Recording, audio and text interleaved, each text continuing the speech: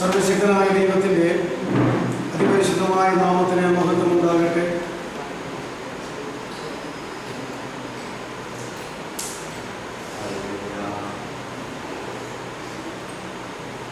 കഴിഞ്ഞ ദിവസം നമ്മൾ ചിന്തിച്ചത് ദൈവമക്കൾക്ക് അവരുടെ ജീവിതത്തിലും ശുശ്രൂഷയിലും വിവിധങ്ങളായ വിഷയങ്ങളിൽ ഉണ്ടാകേണ്ടതായ ദൈവിക സുബോധത്തെക്കുറിച്ചാണ് ചിന്തിച്ച് അവസാനിപ്പിച്ചത്.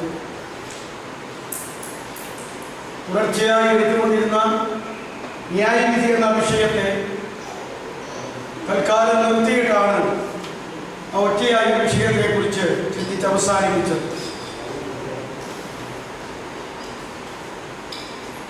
ഇന്ന് ആനുകാലികമായ സംഭവ വികാസങ്ങളോടുള്ള ബന്ധത്തിൽ ചില കാര്യങ്ങൾ ദൈവമക്കൾ എന്നുള്ള നിലയിൽ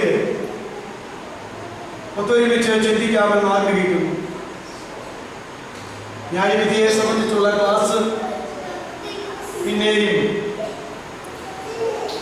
അടുത്ത ഒരു ദിവസം തുടരാമെന്ന് ആഗ്രഹിക്കുന്നു. ആനുകാലിക സംഭവങ്ങൾ എന്ന് പറഞ്ഞത് ഞാൻ പറയാതെ നിങ്ങൾക്കറിയാം.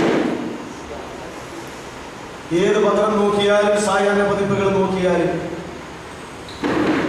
മറ്റുള്ള അതുപോലുള്ള മാസികകൾ നോക്കിയാലും, മറ്റുള്ള വാർത്താ മാധ്യമങ്ങൾ രാത്രിയിലായാലും പകലിലായാലും TV-യൊക്കെ ഓൺ ചെയ്താലും ഇപ്പോൾ ലോകത്തിന്റെ ശ്രദ്ധയെ പിടിച്ചുപറ്റിക്കൊണ്ടിരിക്കുന്ന വിഷയത്തോടുള്ള ബന്ധത്തിലാണ് ഞാൻ പറഞ്ഞത്. ആനുകാലിക സംഭവം റോഡിൽ കൂടെ നടക്കുമ്പോൾ ഈ കുപ്പായങ്ങളുടെ അച്ഛന്മാരെ കാണുമ്പോൾ ജനത്തിന്റെ ഒരു പ്രത്യേക നോട്ടം, അവരുടെ മനസ്സിലിരിപ്പ് എന്താണെന്ന് വെളിവാക്കുന്നു. കാഷായ വസ്ത്രധാരികൾ കടന്നു പോകുമ്പോൾ ആളുകൾ മറ്റൊരു പ്രത്യേക വിധത്തിൽ അവരെ ശ്രദ്ധിക്കുന്നു. വേർപാട് സഭകളിലെ പാസ്റ്റർമാരെന്നറിയപ്പെടുന്ന അല്ലെങ്കിൽ വലിയ ക്രൂസേഡുകളൊക്കെ നടത്തുന്ന സുവിശേഷ പ്രവർത്തകർ കടന്നു പോകുമ്പോൾ എല്ലാം ജനം ഒരു പ്രത്യേക തരത്തിൽ ശ്രദ്ധിച്ചുകൊണ്ടിരിക്കുന്നു. പെട്ടെന്ന് അന്തരീക്ഷങ്ങളെല്ലാം അങ്ങോട്ട് മാറി. ഞാനിപ്പോഴും ആ വീട്ടിൽ നിന്ന് പോന്നപ്പോൾ വാർത്തയുടെ ഇത് കണ്ടു. ഇപ്പം എവിടെയോ ഒരു ആശ്രമത്തിലേക്ക് മാർച്ച് നടത്തി എല്ലാ പോലീസ് മുമ്പിലുമായിട്ടുള്ള ഏറ്റുമുട്ടലുകൾ നടന്നുകൊണ്ടിരിക്കുന്നു. എന്താണ് ഇങ്ങനെ എന്നുള്ള ചിന്ത എല്ലാവർക്കും തോന്നിത്തുടങ്ങി. അതുകൊണ്ടുള്ള കുഴപ്പം എന്താ? യഥാർത്ഥ സന്യാസികൾ ഇല്ലെന്ന് ധരിക്കുകയും യഥാർത്ഥ സുവിശേഷ പ്രവർത്തകർ ഇല്ലെന്ന് ധരിക്കുകയും യഥാർത്ഥ അച്ഛന്മാർ ഇല്ലെന്ന് ധരിക്കുകയും എല്ലാം കണക്കാണ്. ആരെ കാണും, ആരോട് പറയും, ആരെ വിശ്വസിക്കും, ആരുടെ അടുക്കൽ പോകും എന്നിങ്ങനെയുള്ള ഒരു ചിന്താകുഴപ്പത്തിലായിരിക്കുന്ന ഒരവസ്ഥയാണ് എന്നാണ് ഞാൻ പറഞ്ഞത്. പെട്ടെന്ന് അപ്രകാരമുള്ള ഒരു അന്തരീക്ഷത്തിൽ ഇങ്ങനെയുള്ള വിഷയങ്ങളെ സംബന്ധിച്ച് ബൈബിൾ എന്ത് പറയും? ബൈബിളിൽ നിന്ന് നമ്മൾ ചിന്തിക്കുമ്പോൾ അത് ദൈവമക്കളോടുള്ളതായിരിക്കുന്ന ബന്ധത്തിലാണ് വരുന്നത്. അല്ലെങ്കിൽ ക്രിസ്ത്യാനികളോടുള്ള ബന്ധത്തിലാണ് വരുന്നത്.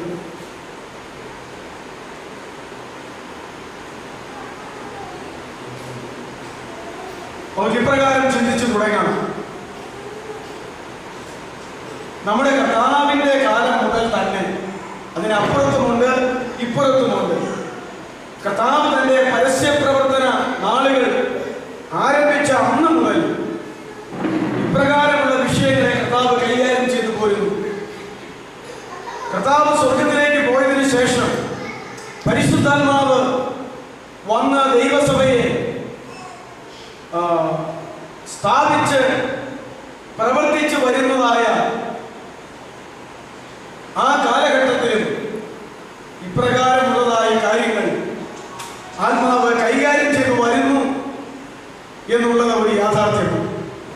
അപ്രകാരമുള്ള വിഷയങ്ങളെ കുറിച്ചുള്ള ഒരു വചനപരമായ ഒരു അറിവ്, ഒരു പരിജ്ഞാനം, ഒരു ബോധം നമുക്കുണ്ടാകേണ്ടത് വളരെ ആവശ്യമാണ്. വിശുദ്ധ മത്തായിയുടെ സുവിശേഷം 13-ാം അധ്യായം 24 മുതൽ 30 വരെയുള്ളതായ വാക്യങ്ങൾ വായിക്കുമ്പോൾ ഗോതമ്പും കളയും അതിൻ്റെ ഒരു ഉപമയെ കുറിച്ച് നമുക്ക് കാണുവാനായിട്ട് കഴിയും. വീണ്ടും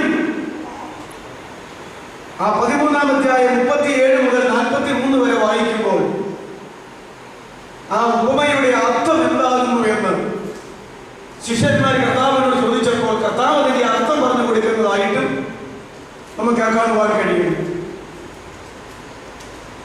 മറ്റൊരു ഉപമ 13-ാം അധ്യായം, മത്തായിയുടെ സുവിശേഷം 13-ാം അധ്യായം 47 മുതൽ 49 വരെയുള്ള വേദഭാഗം വായിക്കുമ്പോൾ നമുക്ക് കാണാം.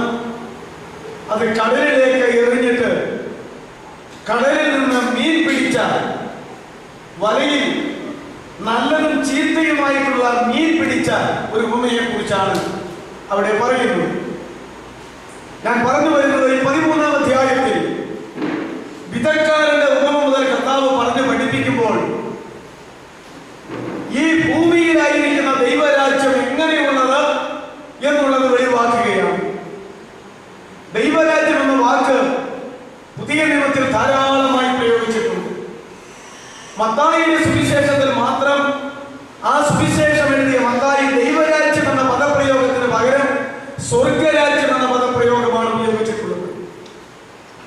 അതുകൊണ്ട് ഈ ഭൂമിയിൽ ദൈവരാജ്യം അഥവാ സ്വർഗരാജ്യം എങ്ങനെ ആയിരിക്കുന്നു എന്ന് നമ്മുടെ കർത്താവ് വെളിപ്പെടുത്തിയതിനെ സംബന്ധിച്ച് ഈ അന്ത്യനാളുകളിൽ നമുക്കൊരാഴമായ ബോധമുണ്ടാകുന്നു. ദൈവരാജ്യം എന്ന് പറയുന്നത് ദൈവശാസ്ത്രപരമായ പഠനത്തിൽ വിശാലമായ അർത്ഥമുള്ളതാണ്, ആഴമായ അർത്ഥമുള്ളതാണ്. എന്നാൽ സ്വർഗരാജ്യം എന്ന് കാണുമ്പോൾ സ്വർഗരാജ്യം ദൈവരാജ്യത്തിൽ ഉൾപ്പെടുന്നതും ദൈവരാജ്യത്തിന്റെ ഒരു ഭാഗവുമാകുന്നു എന്ന് കാണുവാൻ കഴിയുന്നു. ആക്ഷരികമായ ദൈവരാജ്യം അല്ലെങ്കിൽ സ്വർഗരാജ്യമുണ്ട്, ആത്മീകമായ ദൈവരാജ്യം അല്ലെങ്കിൽ സ്വർഗരാജ്യമുണ്ട്. ദൈവരാജ്യത്തെ കുറിച്ചോ സ്വർഗരാജ്യത്തെ കുറിച്ചോ സവിസ്തരമായി ചിന്തിക്കുകയല്ല എന്റെ ഉദ്ദേശം ഒറിജിനലും അതിന്റെ ഇപ്പുറത്തെ വാക്കെന്ന് ഡ്യൂപ്ലിക്കേറ്റ് തമ്മിൽ വചനപരമായി തിരിച്ചറിയുക, സത്യവും അസത്യവും തമ്മിൽ വചനപരമായി തിരിച്ചറിയുക. അതാണ് എന്റെ ലക്ഷ്യം. അതുകൊണ്ട് ആക്ഷരികമായ ദൈവരാജ്യ സ്ഥാപനത്തെ നമ്മുടെ കർത്താവ് മാറ്റിവെച്ചിട്ട് ആത്മീകമായ ദൈവരാജ്യമാകുന്ന ദൈവസഭയെ പരിശുദ്ധാത്മാവ് പെന്തക്കോസ്തിൽ ഉദ്ഘാടനം ചെയ്ത് പരിശുദ്ധാത്മാവിനെ തന്റെ സഭയെ വളർത്തുവാൻ ഇവിടെ ആക്കിയിട്ട് കർത്താവ് സ്വർഗത്തിലേക്ക് കടന്നുപോയിരിക്കുകയാണ്. ആ സ്വർഗരാജ്യം ഈ ഭൂമിയിൽ സ്ഥാപിച്ച് വളർന്നു വരുന്നത് എങ്ങനെയാണെന്ന് വെളിവാക്കുവാൻ കർത്താവ് പറഞ്ഞതാണ്. ശിഷ്യന്മാർ ചോദിച്ചു, എന്താ ഊമയായിട്ട് പറയുന്നത്? അപ്പോൾ കർത്താവ് അവരോട് പറഞ്ഞു, സ്വർഗരാജ്യത്തിന്റെ മർമ്മങ്ങളെ ഗ്രഹിപ്പാൻ നിങ്ങൾക്ക് വരം ലഭിച്ചിരിക്കുന്നു, പക്ഷെ നിങ്ങൾ ഒഴികെ മറ്റുള്ളവർക്ക് ആ വരം കൊടുത്തിട്ടില്ല. മറ്റുള്ളവർക്ക് മനസ്സിലാകത്തക്കവണ്ണം ഞാൻ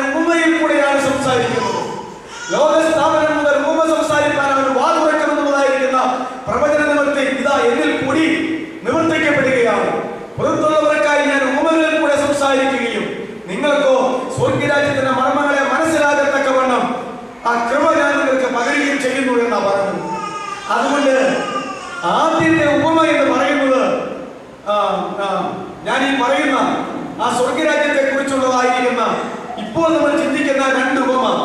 അതെന്താണ്?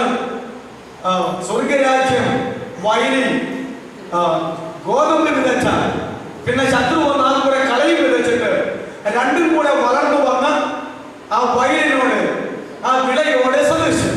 അടുത്തത് മീൻ പിടിപ്പാൻ കടലിലേക്ക് എറിഞ്ഞ വലയോട് സദൃശ്യം.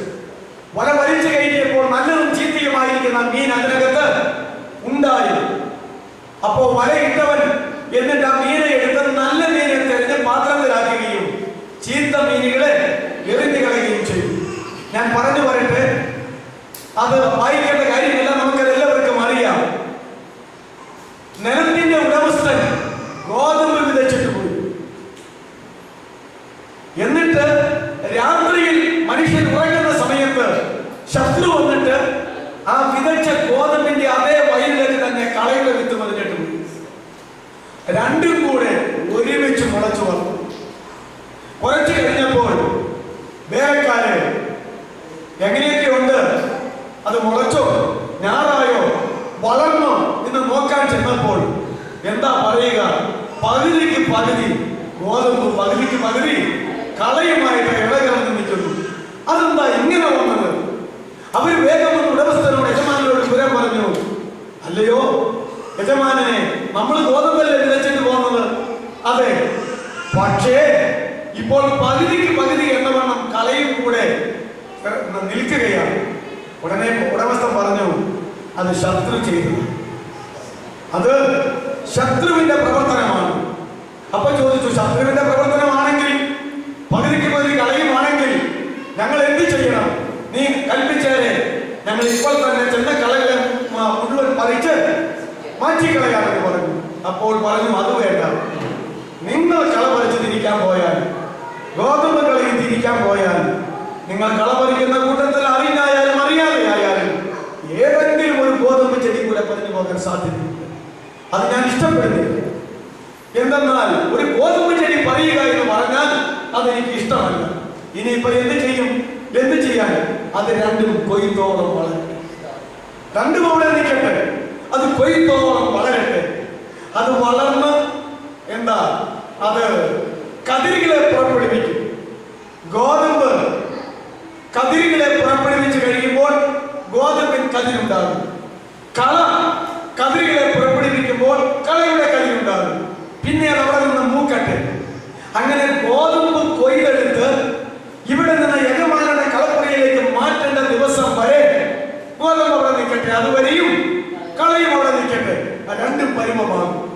ഈ കളയും ഗോതമ്പും, അല്ലെങ്കിൽ നമ്മുടെ നാട്ടിലെ ഇതനുസരിച്ച്, ഇത് പാലസ്തീൻ നാട്ടിലെ കാര്യമാണ്, നെല്ലും കളയും അതങ്ങനെയാ വരുന്നത്. അപ്പോൾ ഉടമസ്ഥൻ പറയുകയാ, ഞാൻ കൊയ്യാൻ വിടുന്ന ആളുകളെ കൊണ്ട് ആദ്യം കളകളെ കൊയ്ത് കെട്ടുകളാക്കി കെട്ടിച്ചിട്ട് അതിനെ അവിടെ വെപ്പിക്കും.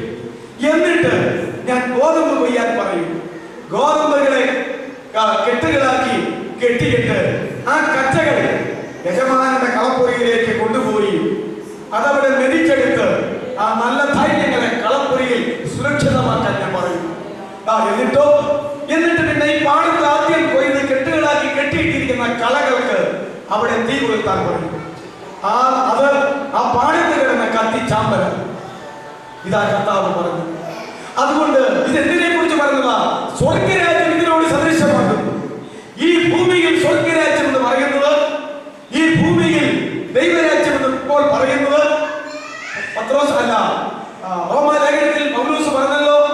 കർത്താവ് തന്നെ അന്ന് പറഞ്ഞു, എന്റെ രാജ്യം ഇപ്പോൾ ഐഹികമല്ല.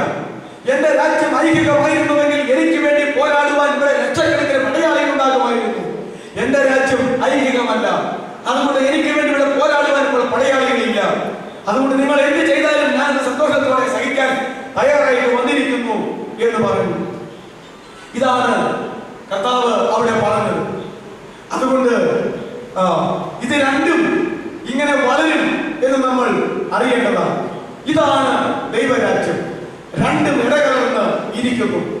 എന്തുകൊണ്ട് കളയെ ദൈവം പറിച്ചു കൂട്ടി അന്നേരം കളഞ്ഞില്ല? ആ കൂടെ അത് ഞാൻ പലവട്ടം പറഞ്ഞിട്ടുണ്ട്. എന്റെ അപ്പന്റെ കാലത്ത് പാടമുണ്ടായിരുന്നു, നെൽകൃഷി ഉണ്ടായിരുന്നു. ഞാനും 1-2 കൊല്ലം നെൽകൃഷി ചെയ്തിട്ട് സാധ്യമല്ലാത്ത സാഹചര്യത്തിൽ അത് വിറ്റ് കിടന്നതാണ്. കാരണം എനിക്കതിനോട് പരിചയമില്ല. സകലരും പണം മുടക്കി ചെയ്തപ്പോൾ ഉണ്ടാകുന്ന നെല്ലും വിലയും ഇതിന്റെ മുടക്കം തമ്മിൽ നോക്കിയപ്പോൾ ഉണ്ടാകുന്ന നെല്ലിന്റെ വിലയേക്കാൾ ഇരട്ടി രൂപ കൃഷിക്ക് വേണ്ടി മുടങ്ങുന്നു. അപ്പോൾ അതിന്റെ വളരെ തുച്ഛമായ 3-4 തുക കൊടുത്താൽ എന്റെ കുടുംബത്തിന് ആവശ്യമായ നെല്ല് ഓരോ കൃഷിയുടെ സമയത്ത് വാങ്ങാൻ കഴിയുമായിരുന്നു. അപ്പോ കളവറിയൊക്കെ ഞാനും കണ്ടിട്ടുണ്ട്. ചിലപ്പോൾ അപ്പോൾ കളവറിക്കാരെ വഴക്ക് പറഞ്ഞ് ഞാൻ കണ്ടിട്ടുണ്ട്. കളവറിക്കാൻ പറഞ്ഞാൽ നല്ല അങ്ങനെ കുറച്ച് കൊടുക്കുന്നതിനാ ഓരോ നോക്കി എന്തോരം നല്ല പറഞ്ഞു പോകുന്നത്, കുറച്ചുകൂടെ സൂക്ഷിക്കാൻ പാടില്ലേ. അപ്പൊ ഞാൻ വിചാരിച്ചു അവർക്ക് നെല്ല് പറിക്കണം ആഗ്രഹമില്ല, പക്ഷെ ഇതിനൊക്കെ ഇടകലർന്ന് നെല്ലുപുല്ല് എന്ന് പറയുന്ന ഒരു പുല്ല് അത് തിരിച്ചറിയാൻ വളരെ ബുദ്ധിമുട്ടാണ് നെല്ലുപുല്ല്. പിന്നെ അത് കൈ ഒഴിച്ച് നോക്കുമ്പോൾ നെല്ല് നരമുണ്ട്, ഇതിന് മിനുസമാണ്. അത് അങ്ങനെ ഓരോ ഇലയുടെ കൈ ഒഴിച്ചിട്ട് പറിക്കാൻ പറ്റുമോ? അതാണ്. അപ്പൊ അത് എത്രയോ ഭൂമിയിൽ പറയുന്നത് എത്രയോ ശരിയാണ്. അതുകൊണ്ട് തിരിക്കുന്നയിടം വരെ ദൈവസഭയ്ക്കകത്ത്, ഈ ഭൂമിയിൽ പറയുന്ന ആത്മീയ ദൈവരാജ്യമാകുന്ന ദൈവസഭയ്ക്കകത്ത് ഗോതമ്പ് കളയും ഒരുമിച്ച് വളരും. അത് ദൈവത്താൽ ക്രമീകരിക്കപ്പെട്ടിരിക്കുന്ന ഒരു പദ്ധതിയാണ്. ഇതൊരു തെരഞ്ഞെടുപ്പിന്റെ കാലഘട്ടമാണ്. പെന്തക്കോസ്ത് മുതൽ യേശുവിന്റെ മധ്യാകാശം വരെ ഒരു തെരഞ്ഞെടുപ്പിന്റെ കാലഘട്ടമാണ്. എന്താ തെരഞ്ഞെടുപ്പ്? തന്റെ ഏകജാതനായിരിക്കുന്ന മകൻ തന്റെ രക്തം കൊണ്ട് വീണ്ടെടുക്കപ്പെട്ട ദൈവസഭയാകുന്ന മണവാട്ടിയെ കൈപിടിപ്പിക്കുക എന്നുള്ളത് മാത്രമായിട്ട് ലക്ഷ്യം.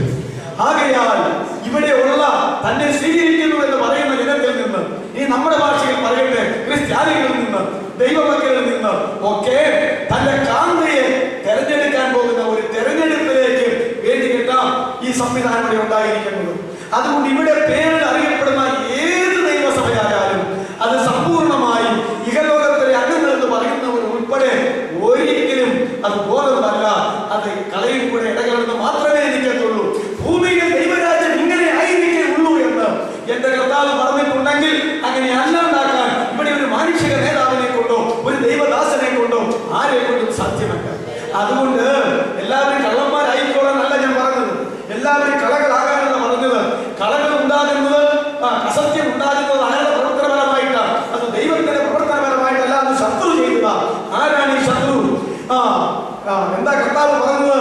ഞാൻ ലോകത്തിലേക്ക് വന്നത് നിങ്ങൾക്ക് ജീവൻ ഉണ്ടാകുവാനും സമൃദ്ധിയായ ജീവൻ ഉണ്ടാകുവാനുമായിട്ടാണ് വന്നത്.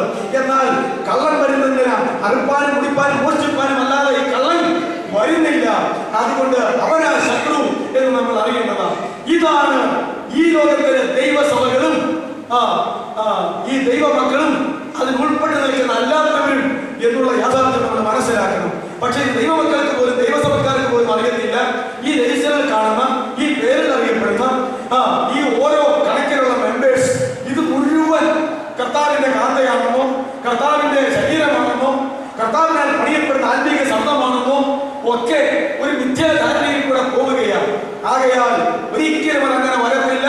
യഥാർത്ഥ ഗോതമ്പ് മണികൾ അതെ യജമാനന്റെ കളപ്പുരയിൽ ആകുന്നത് പോലെ യഥാർത്ഥ നിലത്ത് വീണ് ഗോതമ്പ് മണി നിലത്ത് വീണ് ചാകുന്നില്ലെങ്കിൽ അത് തനിയായിരിക്കും, ചത്തുവെങ്കിലോ ഫലം കായ്ക്കും. ഒരു ഗോതമ്പ് മണി 2000 കൊല്ലങ്ങൾക്ക് മുമ്പ് നിലത്ത് വീണ് ചത്തതിന്റെ ഫലമായിട്ട് ഓരോ തുള്ളി രക്തത്തിൽ നിന്ന് 1000 പേർ ഉയർത്തെഴുന്നേൽക്കുമെന്ന് ഇവിടുത്തെ പാട്ടുകാർ പാടിവെങ്കിൽ അത് അതിനേക്കാൾ ശക്തിമത്തായി കർത്താവിന്റെ ഓരോ തുള്ളി രക്തത്തിൽ നിന്ന് 1000 അല്ല 1 കോടി ജനം വീതം ഇവിടെ എഴുന്നേറ്റ് വരുവാൻ സാധ്യതയുള്ള ശക്തിയുള്ള രക്തമാണ് യേശുവിന്റെ രക്തം. ആ യേശുവിന്റെ രക്തത്താൽ കഴുകപ്പെട്ടവരായ ദൈവമക്കൾ യജമാനന്റെ സ്വർഗീയ കളപ്പുരയിൽ ഒരുമിച്ച് അവനോട് കൂടെ മണവറയ്ക്ക് അവകാശം പറയുന്ന ഒരു സുദിനം വരാൻ തോന്നുകയാണ്. അത് അന്ന് മാത്രമേ തിരിക്കപ്പെടുകയുള്ളൂ. ദൈവമക്കൾ എന്ന് പറയുന്ന സമൂഹത്തെ പ്രതിഫലത്തിന് നയാസനത്തിലൂടെ കയറ്റി ഇറക്കുമ്പോൾ മാത്രമേ അത് ഇഹലോകത്തിന് തിരികപ്പെടുകയില്ല. അത് പ്രതിഫലത്തിന് നയാസനത്തിൽ മാത്രമേ തിരികപ്പെടുകയുള്ളൂ. എന്നാൽ ഇതിനകത്ത് കരുണീയമായിട്ടുള്ളത് ദൈവമക്കൾ അഭിമാനിക്കുന്നവരെ കളകളായി മാറുവാൻ പാടില്ലാത്തതാണ്. അത് ശത്രുവിന്റെ പ്രവർത്തനമാണ്. അത് ബോധപൂർവം മനസ്സിലാക്കി യഥാർത്ഥ ഗോതമ്പ് മണിയായി ഇവിടെ സാക്ഷ്യത്തോടെ ജീവിക്കേണ്ടത് വളരെ ആവശ്യമാണ്. അടുത്ത ഭൂമി എന്താ? സ്വർഗരാജ്യം. കടലിൽ മീൻ പിടിക്കാൻ വലയെറിഞ്ഞ നല്ലതും ചീർത്തികമായ മീൻ പിടിച്ച വലയോട് സദൃശം. വല വലിച്ചുകൂട്ടി നിറയെ മീനുണ്ട്. വലയിറക്കവൻ കരയ്ക്ക് വല വലിച്ചു വെച്ചിട്ട് അതിലെ മീൻ തെരഞ്ഞു. നമ്മൾ അവിടെ തന്നെ വായിക്കുന്നു, നല്ല മീനുകളെ പാത്രത്തിലാക്കി നിറച്ചു, ചീത്ത മീനുകളെ എറിഞ്ഞു കളഞ്ഞു. എങ്ങോട്ട് എറിഞ്ഞു കളഞ്ഞു? എങ്ങോട്ട് എറിഞ്ഞു കളയാനായി എളുപ്പം ഈ മീനിന്? ഈ ഈ കരക്കിട്ട് കഴിഞ്ഞാൽ മാറിപ്പോകും, നിന്നെ കുടിച്ചു വയ്ക്കാൻ പോകണം. അതുകൊണ്ട് ആ പിടിച്ചിടത്തേക്ക് തന്നെ, ആ പോകുന്നിടത്തേക്ക് തന്നെ അങ്ങോട്ട് എറിഞ്ഞു കളയെ ഏത് നിലത്തെ പാഴാക്കി ദൈവമക്കളെ ഞെരുക്കിക്കൊണ്ടിരുന്നു അവിടെ ഇട്ട് കത്തിച്ചാമ്പലാക്കിച്ച ദൈവം അതേ ചീത്ത മീൻ കിടന്ന അതേ സ്ഥാനത്തേക്ക് അവരെ മടക്കിയിട്ടിട്ട് എറിഞ്ഞു കളഞ്ഞിട്ട് നല്ല മീനുകളെ പാത്രത്തിൽ ശേഖരിച്ചു. ഇതാണ് ഭൂമിയിലെ ദൈവരാജ്യം, സ്വർഗരാജ്യം എന്ന് പറഞ്ഞു. അതുകൊണ്ട് വലയിറക്കിയാൽ, കടലാകുന്ന ലോകത്ത് സുവിശേഷമാകുന്ന വലയിറക്കിയാൽ ആ സുവിശേഷമാകുന്ന വല വലിച്ചു കൂട്ടുമ്പോൾ നല്ല മീനും ചീത്ത മീനും കയറാൻ സാധ്യതയുണ്ട്. എന്നാൽ പെറുക്കുന്ന ഒരു സമയമുണ്ട്, തിരിക്കുന്ന ഒരു സമയമുണ്ട്, മീനെ പാത്രത്തിലാക്കുന്ന ഒരു കാലഘട്ടമുണ്ട്, ചീത്തയെ എവിടെ നിന്ന് കിട്ടിയോ അവിടേക്ക് തട്ടിക്കളയുന്ന ഒരു കാലഘട്ടമുണ്ട്. ഇതാണ് ദൈവസഭ എന്ന് നമ്മുടെ കർത്താവ് പറഞ്ഞു. ഈ പശ്ചാത്തലത്തിൽ യേശു പഠിപ്പിച്ച ഈ പശ്ചാത്തലത്തിലാണ് നാം പിന്നീട് പെന്തക്കോസ്ത് മുതലുള്ളതായിരിക്കുന്ന കാര്യങ്ങളിലേക്ക് കടന്നു വരേണ്ടത് എന്ന് മനസ്സിലാക്കുക. ഒരൊറ്റ കാര്യം പറയട്ടെ, ആ പെന്തക്കോസ്ത് സഭയുടെ ആരംഭത്തിന് ശേഷം, അല്പകാലത്തിന് ശേഷം ഫിലിപ്പോസിന്റെ സുവിശേഷ വേലയാൽ ശമരിയിൽ ഉണ്ടായ കൂട്ടായ്മ, ശമരിയിൽ ഉണ്ടായ ഫെലോഷിപ്പ്, ശമരിയിൽ ഉണ്ടായ ദൈവസഭ, അതിനകത്ത് മാനസാന്തരപ്പെടാൻ ഒരു ശുദ്രക്കാരൻ ശീമോൻ എന്താ പറയണത്, പേടിച്ചു വരച്ചുകൊണ്ടോ അല്ലെങ്കിൽ അത്ഭുതപ്പെട്ടുകൊണ്ടോ ഇനി ഈ കൂടെ കൂടുന്നത് തന്നെ ജീവിതത്തിന് നല്ലതെന്ന് വിചാരിച്ചുകൊണ്ടോ അവൻ ദൈവസഭയ്ക്ക് അടുത്ത് വന്നു. ഫിലിപ്പോസിന് ആത്മാവില്ലാഞ്ഞിട്ടാണോ, ശമരിയിൽ ആത്മാവിനെ കൊടുത്ത പത്രോസിനും യോഹന്നാനും ആത്മാവില്ലാഞ്ഞിട്ടാണോ, വിവേചനപരനില്ലാഞ്ഞിട്ടാണോ? അപ്പോൾ ആത്മാവിനെ പകരുവാൻ വേണ്ടി അപ്പോസ്തലന്മാർ സൂക്ഷിക്കുമ്പോൾ ഇവരും പണം കൊണ്ടുവരിക, ഇത് പോകത്തിലേക്ക് കിട്ടോ, എന്നിട്ട് ആ കൈ ഇങ്ങനെ വെച്ചാലേ ഞാൻ ഇതുപോലെ തന്നെ എനിക്കും ആത്മാവ് കിട്ടി, ഞാനും കൈവയ്ക്കുമ്പോൾ ഈ ആത്മാവ് കൈ വെക്കുന്നവർക്കെല്ലാം ഉണ്ടാകത്തക്കവണ്ണം എന്നാ പണം എത്രയാണെന്ന് പറഞ്ഞു, ഇത് ഇട്ടേക്കാൻ പറഞ്ഞു. പണത്തിന് ആത്മാവിനെ വാങ്ങാൻ വന്നവൻ ഉടനെ എന്താ പറഞ്ഞ, നിന്റെ പണം നിന്നോടും കൂടെ നശിക്കട്ടെ. അപ്പോ അവർ മാനസാന്തരപ്പെട്ടവരാണോ? നിന്റെ പണം നിന്നോടും കൂടെ നശിക്കട്ടെ, നീ നശിക്കും, നിന്റെ പണവും നശിക്കും എന്നാ പറഞ്ഞിരിക്കുന്നത്. ദൈവത്തിന്റെ ആത്മാവിനെ വിലയ്ക്ക് വാങ്ങുവാൻ നീ തുനിഞ്ഞോ? നിന്റെ പാപം ക്ഷമിച്ചു കിട്ടുമോ? എനിക്കറിയുന്നില്ല, അനുഭവിച്ചു നോക്ക് എന്നല്ലേ പറഞ്ഞത്. അപ്പൊ ഞാൻ ചോദിക്കട്ടെ, ഇവൻ എങ്ങനെ ദൈവസഭയ്ക്ക് അടുത്ത് വന്നു? ഇവൻ എങ്ങനെ പരിശുദ്ധമായ വാങ്ങാൻ അപ്പോസ്തലന്മാരുടെ അടുത്ത് വന്നു? അതെ, അപ്പോസ്തലന്മാർക്ക് ആത്മാവില്ലാഞ്ഞിട്ടാണോ, പടകളില്ലാഞ്ഞിട്ടാണോ, കഴിവില്ലാഞ്ഞിട്ടാണോ? അവിടെ മുതൽ കള തുടങ്ങിയതാ അല്ലേ? അവിടെ മുതൽ കള തുടങ്ങിയതാ. ആ വിധവന്മാരുടെ കാര്യത്തിൽ പെരുമെറുപ്പ് തുടങ്ങി കളയാകാൻ കുറെ പേര് പോയതാ, പിന്നെ അന്നത് ഗുണം വന്നതാ. അപ്പോ ഇവിടെ മുതൽ കളകൾ ഉണ്ടായി തുടങ്ങിയതാണെന്ന് നമ്മൾ മനസ്സിലാക്കണം. ഏലിവസം നൽകുവാൻ അല്ലേ, ദേശാധിപതിയുടെ വിശ്വാസത്തെ തടയുവാൻ രംഗപ്രവേശനം ചെയ്ത് പൗലോസിനോട് പോരാടിക്കൊണ്ട് ഈ അല്പസമയത്തേക്ക് നിന്റെ കണ്ട് കാണാതിരിക്കട്ടെ എന്ന് പറഞ്ഞു. അവൻ തപ്പി നടന്നു എന്നൊക്കെ പറഞ്ഞ് അപ്പോ ദേശാധിപതി വിസ്മയിച്ച കർത്താവിൽ വിശ്വസിച്ചു എന്നൊക്കെ പറയുന്നു. അത് ഇത് ആരംഭം മുതലുള്ള ഒരു ചരിത്രമാണ്. അതുകൊണ്ട് ഡ്യൂപ്ലിക്കേറ്റിനൊരു ന്യായീകരണമല്ല, ദൈവത്തിന്റെ പ്രവർത്തന വ്യവസ്ഥിതി അവൻ എന്താ ഉദ്ദേശിക്കപ്പെട്ടിട്ടുള്ളത് എന്ന് വചനത്തോട് നമ്മൾ മനസ്സിലാക്കേണ്ടത് വളരെ ആവശ്യമാണ്. തുടർന്ന് നമുക്ക് ഇപ്രകാരം ചിന്തിക്കാം. 2 കൊരിന്ത്യർ 11 എടുത്താട്ടെ. 2 കൊരിന്ത്യർ 11 അതിന്റെ ആദ്യം മുതൽ അവസാനം ചാപ്റ്റർ 11 തന്നെ അത് ഈ കാലഘട്ടത്തിൽ നാം ഈ കാണുകയും കേൾക്കുകയും പരിപാലിക്കുകയും ചെയ്യുന്ന ഈ വിഷയങ്ങൾക്കെല്ലാം ഒരു മകളുദാഹരണം എന്ന നിലയിൽ, ഒരു പ്രവചനം എന്നുള്ള നിലയിൽ വളരെ വ്യക്തമായി അപ്പോസ്തലനായിരിക്കുന്ന പൗലോസ് രേഖപ്പെടുത്തിയിരിക്കുന്നതാണ്. അതുകൊണ്ട് ആ അധ്യായം എടുത്തിട്ട് ഒന്ന് വായിച്ചു തരാമോ? വായിക്കാൻ സാധിക്കുന്നവര് ആദ്യം മുതൽ ഒന്ന് വായിച്ചു തരാമോ?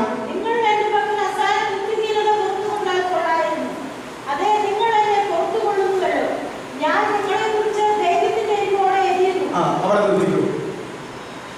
ഞാൻ നിങ്ങളെ കുറിച്ച് ദൈവത്തിന്റെ എരിവോടെ എരിയുന്നു. ആരുടെ എരിവാ? ദൈവത്തിന്റെ എരിവ്. ആദ്യം ആരെ കുറിച്ചാ പറയുന്നത്? ദൈവത്തെ കുറിച്ച് അല്ലേ? ദൈവത്തെ കുറിച്ച് ആണ് എന്ന് വളരെ വ്യക്തമായി അവരെ രേഖപ്പെടുത്തിയിരിക്കുന്നു. തുടർന്ന് വായിച്ചാട്ടെ. ഞാൻ നിങ്ങളെ കുറിച്ച് ദൈവത്തിന്റെ എരിവോടെ എരിയുന്നു. വീണ്ടും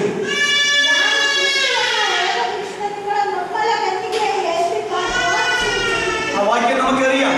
സഭയോട് പറയുകയാണ്, ഞാൻ നിങ്ങളെ ക്രിസ്തു എന്ന ഏകപുരുഷനും നിർമ്മല കന്യകയായി ഏൽപ്പിക്കുവാൻ ദൈവസഭകളെ നിങ്ങളെ ഞാൻ വിവാഹ നിശ്ചയം ചെയ്തിരിക്കുകയാണ്. വീണ്ടും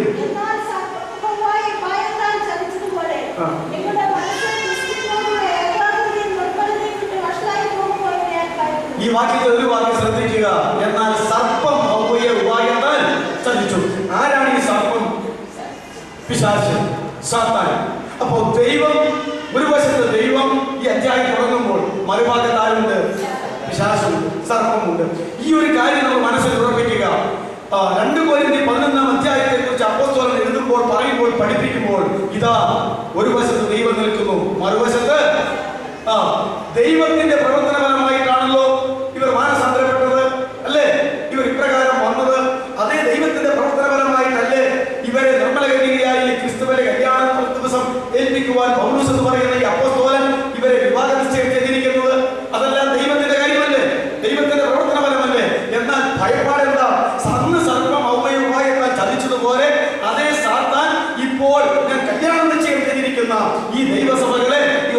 നൂറ്റാണ്ടിലെ ദൈവസഭകളെ ക്രിസ്തു എന്ന ആ കല്യാണം ചെയ്തിരിക്കുന്ന മണവാളനിൽ നിന്ന് നിങ്ങളുടെ മനസ്സിന്റെ ഏകാഗ്രതയും നിർമ്മലതയും കളയിപ്പിച്ച് അത് തെറ്റിച്ച് കളയുമോ എന്ന് ഞാൻ ഭയങ്കരമായി ഭയപ്പെടുന്നു.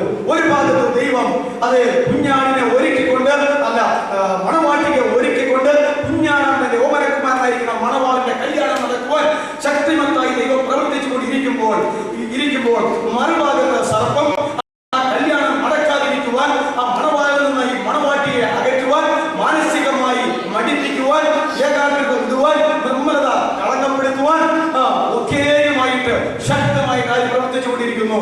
സാത്താൻ പ്രവർത്തിച്ചുകൊണ്ടിരിക്കുന്നു. നമ്മുടെ വിചാരം രക്ഷിക്കപ്പെട്ടപ്പോൾ പിന്നെ സാത്താൻ ഒരു നിന്നമ്പാടിയിൽ പോയി, പിന്നെ അവൻ ചത്തുപോയെന്ന അതേപോലും അന്നേരം മുതൽ ആ പ്രവർത്തനം ശക്തിപ്പെടാൻ പോകുന്നത്. രക്ഷിക്കപ്പെടാത്തവരുടെ പുറകെ നടന്നിട്ട് വല്ല കാര്യമുണ്ടോ? രക്ഷിക്കപ്പെടാതെ അവൻ നോക്കും ഈ ലോകത്തിൽ സകല മനുഷ്യരെയും, രക്ഷയിലേക്ക് വരാതെ നോക്കും. എവനെങ്കിലും ദൈവകൃപയാൽ രക്ഷിക്കപ്പെട്ട് പോയാൽ അവനെ കുഞ്ഞാടിന്റെ കാന്തയാക്കാതെ കല്യാണ മണ്ഡപത്തിൽ കടത്താതെ നോക്കും. ഇതാണ് അവന്റെ വഴി. രക്ഷിക്കപ്പെട്ടവനെ പിന്നെ രക്ഷിക്കപ്പെടുത്താതിരിക്കാൻ പറ്റത്തില്ല. പെട്ടവൻ പെട്ടുപോയി. രക്ഷിക്കപ്പെട്ടവനെ പിന്നെ എന്ത് ചെയ്യുകയാണ്? ഒരിക്കലും യേശു ക്രിസ്തുവുമായുള്ള ബന്ധത്തിൽ അവൻ വളർന്നു വരാതെ ആ കല്യാണ നിശ്ചയം മുടക്കിക്കളഞ്ഞ് വേറെ ഒരുത്തിന് ആക്കാനായിട്ടുള്ള പരിപാടിയിലേക്ക് രാപകലില്ലാതെ അവൻ പ്രവർത്തിച്ചു കൊണ്ടിരിക്കുകയാണ്. അതാണ് ഞാൻ പറഞ്ഞത്. ആ മറ്റേ കർത്താവ് പറഞ്ഞ ഉപമയുടെ കാര്യം അങ്ങനെയാണ്. ഇത് രണ്ടും കൂടെ വളരുമെന്ന് പറഞ്ഞത്. അപ്പൊ രക്ഷിക്കപ്പെട്ടോ ഇല്ലയോ എന്നുള്ളതല്ല ഇവിടുത്തെ വിഷയം. കുഞ്ഞാടുമായിട്ട് കല്യാണം നടക്കുമോ എന്നുള്ളതാണ്. രക്ഷിക്കപ്പെട്ടോ എന്നുള്ളത് ആരംഭമാണ്. അത് മിസ്രയീം വിട്ട് കനാനിലേക്കുള്ള യാത്ര തിരിച്ചിട്ടേ ഉള്ളൂ. കനാനിൽ കയറി കനാൻ അവകാശപ്പെടുത്തുമോ എന്നുള്ളതാണ്. 600,000 ഇസ്രായേൽക്കാരിൽ 2 പേർക്ക് അകത്ത് കയറി കൈവശപ്പെടുത്താൻ പറ്റിയല്ലോ. ആ തലമുറയിൽ ലീഡറായിരിക്കുന്ന മോശയ്ക്ക് പോലും അതിന് സാധിച്ചിട്ടില്ലല്ലോ. അതുകൊണ്ട് 1 കൊരിന്ത്യർ 10 പൗലോസ് പറഞ്ഞു, ഇസ്രായേലിൽ അത് സംഭവിച്ചില്ല. അവർ മിക്ക പേരിലും ദൈവം അത് സാധിച്ചില്ല. ഇത് ഞാനിപ്പോൾ പറയുന്നത് ദൈവസഭയ്ക്ക് ഒരു ബുദ്ധി ഉദ്ദേശത്തിന് വേണ്ടിയിട്ടാണ്. അതുകൊണ്ട് നിൽക്കുന്നുവെന്ന് ആർക്കെങ്കിലും തോന്നലുണ്ടെങ്കിൽ വീഴാതിരിക്കാൻ നോക്ക് എന്നാ പറഞ്ഞിരിക്കുന്നത്. നിൽക്കുന്നുവെന്ന് ആരെങ്കിലും തോന്നുന്നുണ്ടെങ്കിൽ വീണു പോകാൻ സാധ്യതയാ. വീഴാതിരിക്കാൻ നോക്കിക്കോ. ഇനി നിൽക്കാൻ നോക്കുവല്ല, വീഴാതിരിക്കാൻ നോക്കിക്കോ എന്നാ പറയുന്നത്.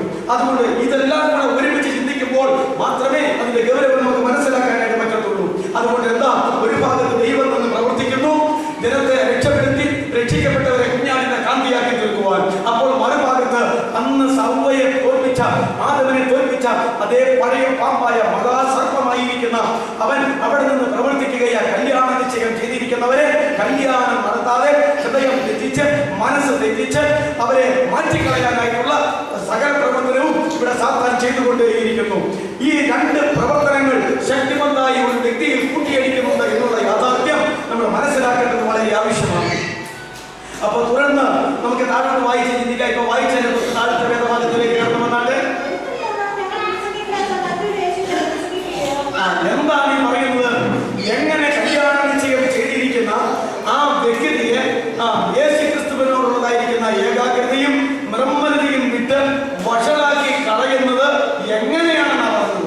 അത് പറഞ്ഞു തന്നെങ്കിൽ നമുക്കറിയാൻ വളരെ ബുദ്ധിമുട്ടുണ്ടായിരുന്നു. എന്താ പറഞ്ഞിരിക്കുന്നത്? അതിന്റെ കാരണം പറയും. ഇവിടെ മുതൽ കുറെ കൂടെ കൂടുതലായിട്ട് നിങ്ങൾ ശ്രദ്ധിക്കുക.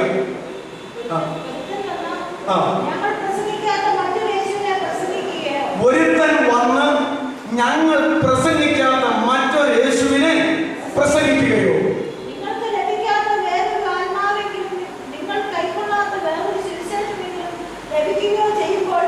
നിങ്ങൾക്ക് ലഭിക്കാത്ത വേറൊരു ആത്മാവിനെങ്കിലും ലഭിക്കുകയോ നിങ്ങളോട് പറയാത്ത മറ്റേതെങ്കിലും ഒരു സുവിശേഷം പറയുകയോ ചെയ്യുമ്പോൾ നിങ്ങൾ പൊറുക്കുന്നത് ആശയം.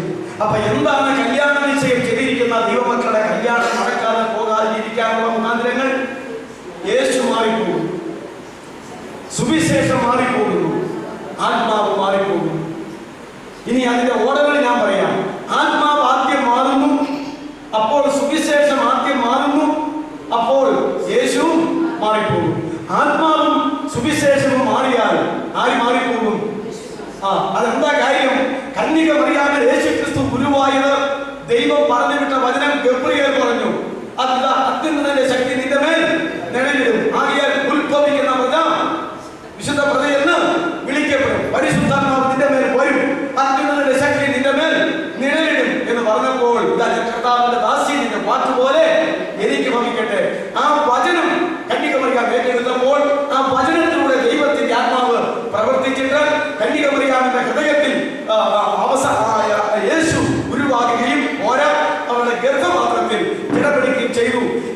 വായിക്കുന്നത് പോലെ വചനവും ആത്മാവും ഒരുമിച്ച് ക്രിയ ചെയ്യുമ്പോൾ യേശുവിനും ഒരു ഗുരുവാകാൻ സാധിച്ചത്.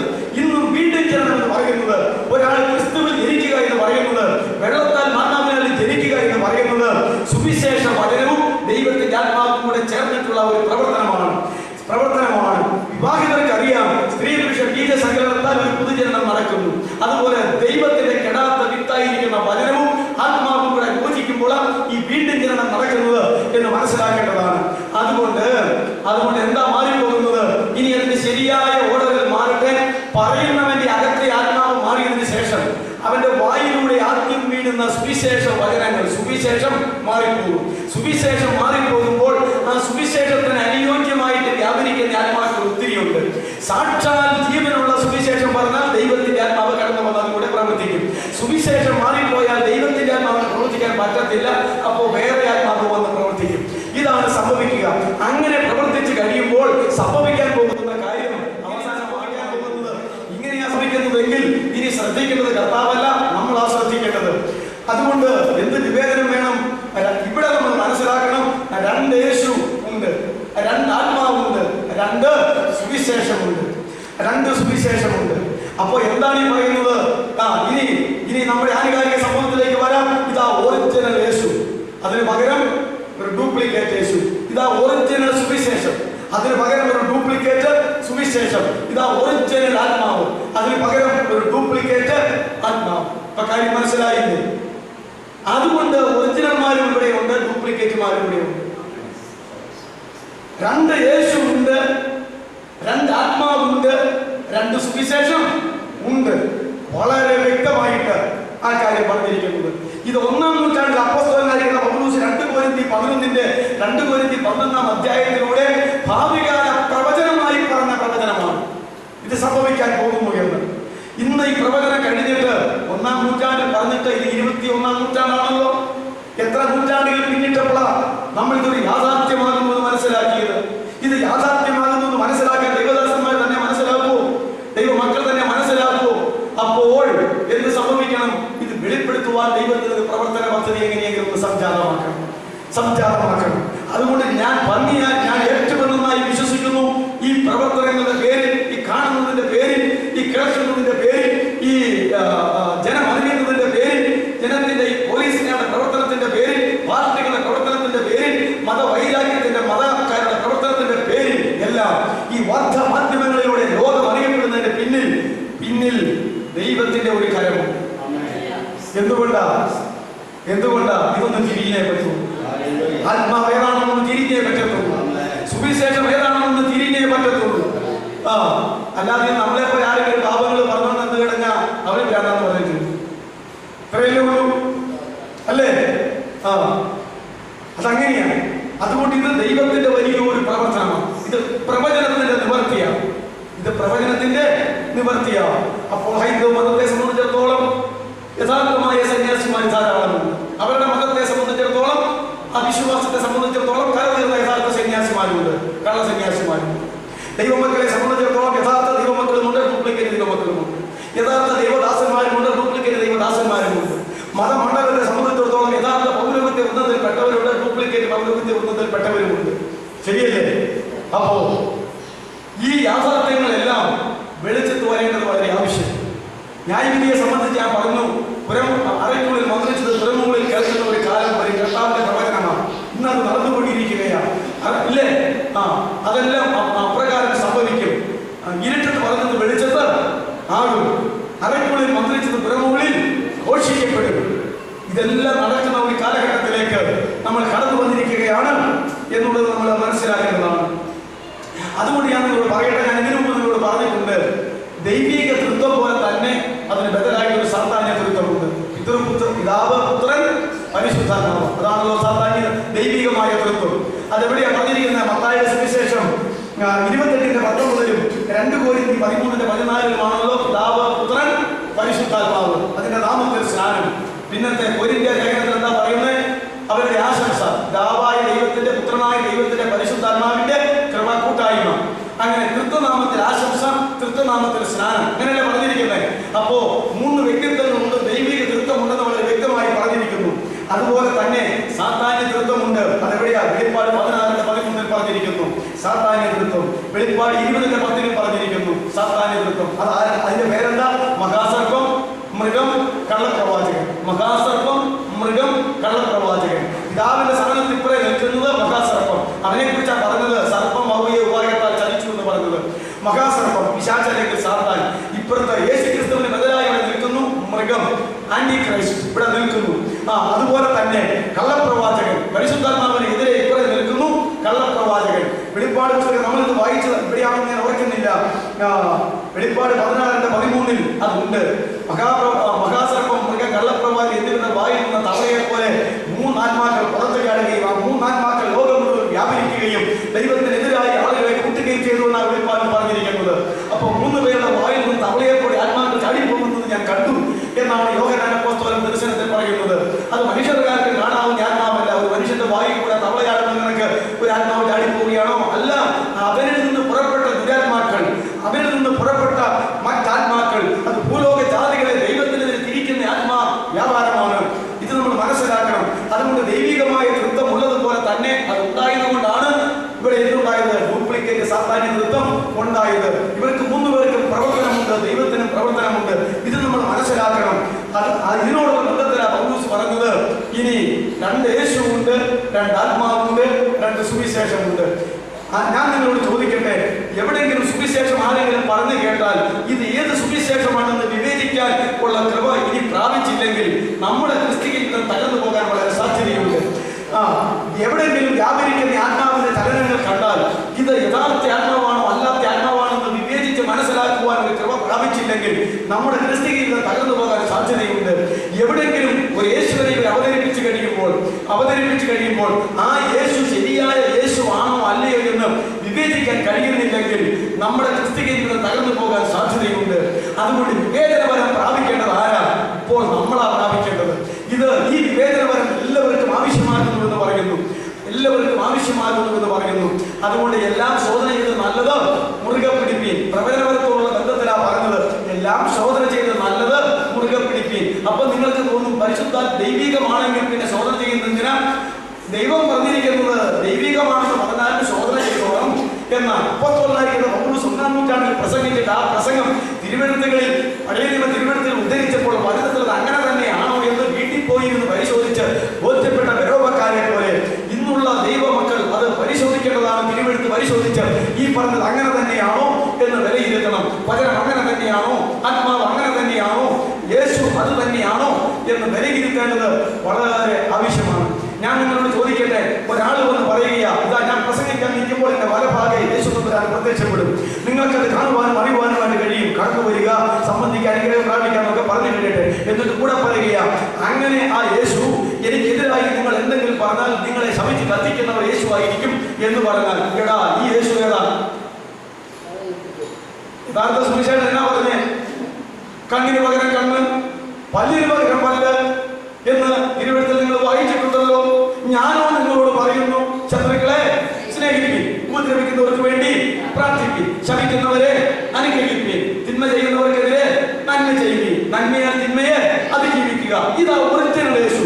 അങ്ങനെ ഒറിജിനൽ യേശു അങ്ങനെ ഇരിക്കുമ്പോൾ ഇന്ന് ആരെങ്കിലും പറയുക, എനിക്കെതിരായി പറഞ്ഞാൽ, ഈ പ്രസംഗത്തിനെതിരായി പറഞ്ഞാൽ, ഈ ശുശ്രൂഷക്കെതിരായി പറഞ്ഞാൽ, ഇതാ എന്നോട് കൂടെ നിൽക്കുന്ന യേശു ഇപ്പോൾ തന്നെ നിന്നെ ശപിക്കുന്നതായിരുന്നു എന്ന് പറഞ്ഞാൽ അത് ഏതാത്മാവിലാ പറയുന്നത്? ആ ശപിക്കുന്ന യേശു യേശുവാണോ? അല്ല, അത് ഡ്യൂപ്ലിക്കേറ്റ് യേശുവാ. ഈ ഡ്യൂപ്ലിക്കേറ്റ് യേശുവിനെ കൊണ്ട് പറഞ്ഞു പേടിപ്പിച്ച് ആളിൽ നിന്നൊരു മുതലെടുക്കുന്നു അറിയാമോ? ഈ കാലഘട്ടത്തില് ഞാൻ ചെല്ലുന്നതൊക്കെ പറയാറില്ല, കാക്കണ്ടാടി പൂർത്തിയാവൂല, ധൈര്യമായിട്ട് ഇടാറുള്ളത്. ഇപ്പൊ നിങ്ങൾക്ക് കാര്യം മനസ്സിലായില്ലേ? അപ്പൊ യേശു മാറിപ്പോയി. ഇത് യേശു ഇവിടെ മാറിപ്പോയി. മറ്റൊരു കാര്യം പറയുക, എല്ലാവരും ഇങ്ങോട്ട് പോരെ, നിങ്ങളെ എല്ലാവരും അനുഗ്രഹിച്ച് ആശീർവദിച്ച് ഞാനിത് പറഞ്ഞു വിട്ടേക്കാം. നാനാജാതി മതസ്ഥരായ ആളുകൾ ഓടിക്കൂടിയിരിക്കുന്നിടത്ത് അവരെല്ലാവരും ഒന്ന് മുട്ടുമടക്കുമ്പോൾ അവരെല്ലാം അനുഗ്രഹിച്ചു വിടുന്ന ഒരു യേശു പുതിയ നിയമത്തിലെ യേശു ആണോ? എവിടെ അനുഗ്രഹിച്ചു വിട്ടത്? 3.5 കൊല്ലം പീലാത്തോസിനെ അനുഗ്രഹിച്ചോ? ഹെരോദാവിനെ അനുഗ്രഹിച്ചോ? റോമൻ കൈസർമാരെ അനുഗ്രഹിച്ചോ? യഹൂദ മതത്തിലെ ശാസ്ത്രിമാരും പരീക്ഷന്മാരെയും മുട്ടുകുത്തി വെച്ച് കൈവച്ച് അനുഗ്രഹിച്ചോ? പിന്നെ ആരെ അനുഗ്രഹിച്ചത്? വചനത്തിലുള്ളത് പൈതങ്ങളെ എന്റെ അടുക്കൽ വരുവാൻ വിടുവിൻ, അവരെ തടയരുത്, ദൈവരാജ്യം ഇങ്ങനെയുള്ളവരുടേതല്ലോ. അതുകൊണ്ട് ശിഷ്യന്മാരെ ശാസിച്ച അമ്മമാരെ കൊച്ചങ്ങളെ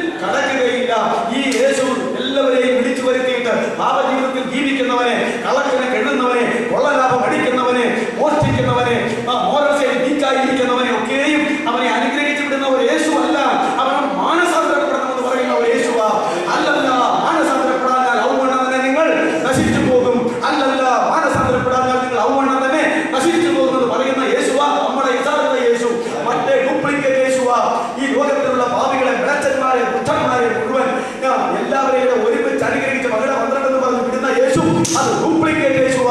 അതിനെക്കുറിച്ച് ബോധം വരുത്തേണ്ടത് അവർക്ക് ബോധമില്ല. ദൈവമക്കൾ എന്ന് പറയുന്നവര്, ദൈവദാസന്മാരെന്ന് പറയുന്നവരാ ഈ ബോധം വചനപരമായിട്ട് കൊടുക്കേണ്ടത്. ആകയാൽ ഇങ്ങനെയുള്ള യാഥാർത്ഥ്യങ്ങളെ സംബന്ധിച്ച് നമ്മൾ മനസ്സിലാക്കണം. ഇതുകൊണ്ട് പൗലോസ് ഗലാത്യരോട് പറഞ്ഞത്, അല്ലയോ ബുദ്ധിയില്ലാത്ത ഗലാത്യരെ, യേശു ക്രിസ്തുവിനെ ക്രൂശിക്കപ്പെട്ടവനായി, ക്രൂശിക്കപ്പെട്ട മശിഹായായി നിങ്ങളുടെ കണ്ണിന് മുമ്പേ ഞാനല്ലയോ പരിശുദ്ധാത്മാവിനാൽ വരച്ചു വെച്ചത്.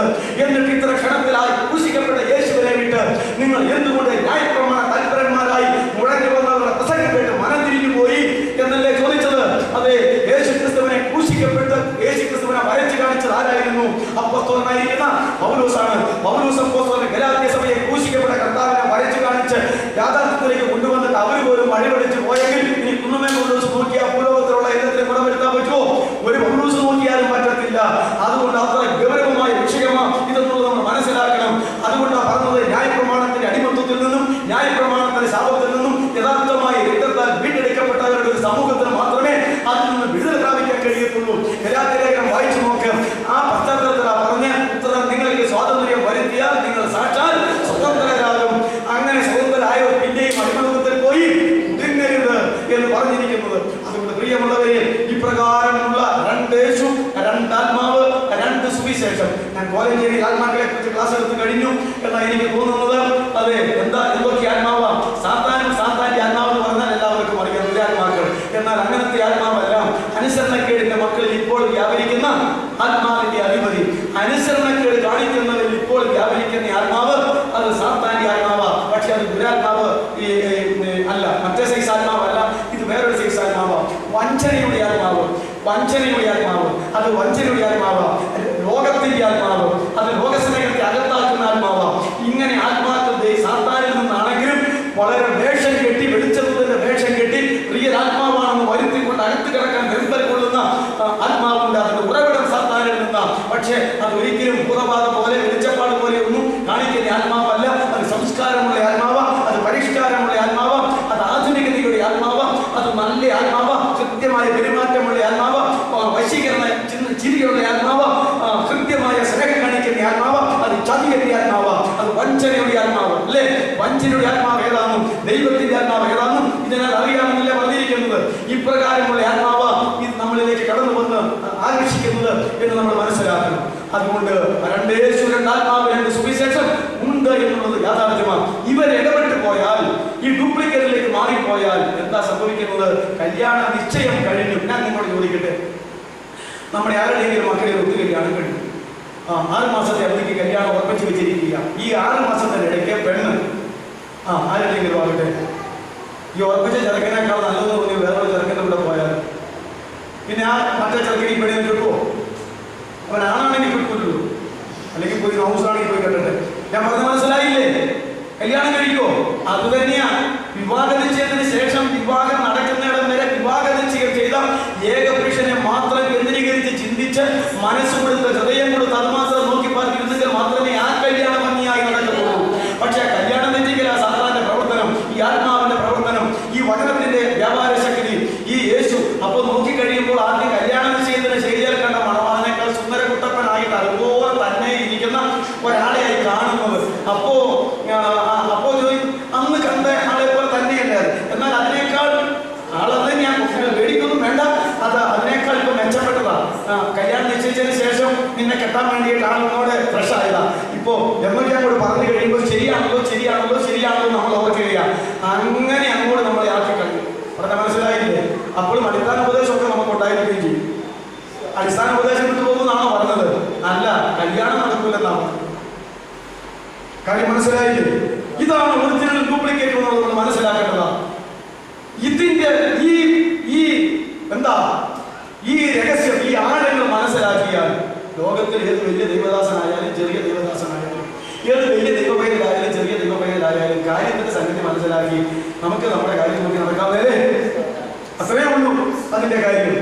അതുകൊണ്ട് കാലം വളരെ മോശമാണ്, കാലം വളരെ മോശമാണ്. ആ കാര്യം നമ്മൾ മനസ്സിലാക്കണം. വീണ്ടും നമുക്ക് അതിന്റെ താഴത്തേക്ക് ഒന്ന് ചിന്തിക്കാം.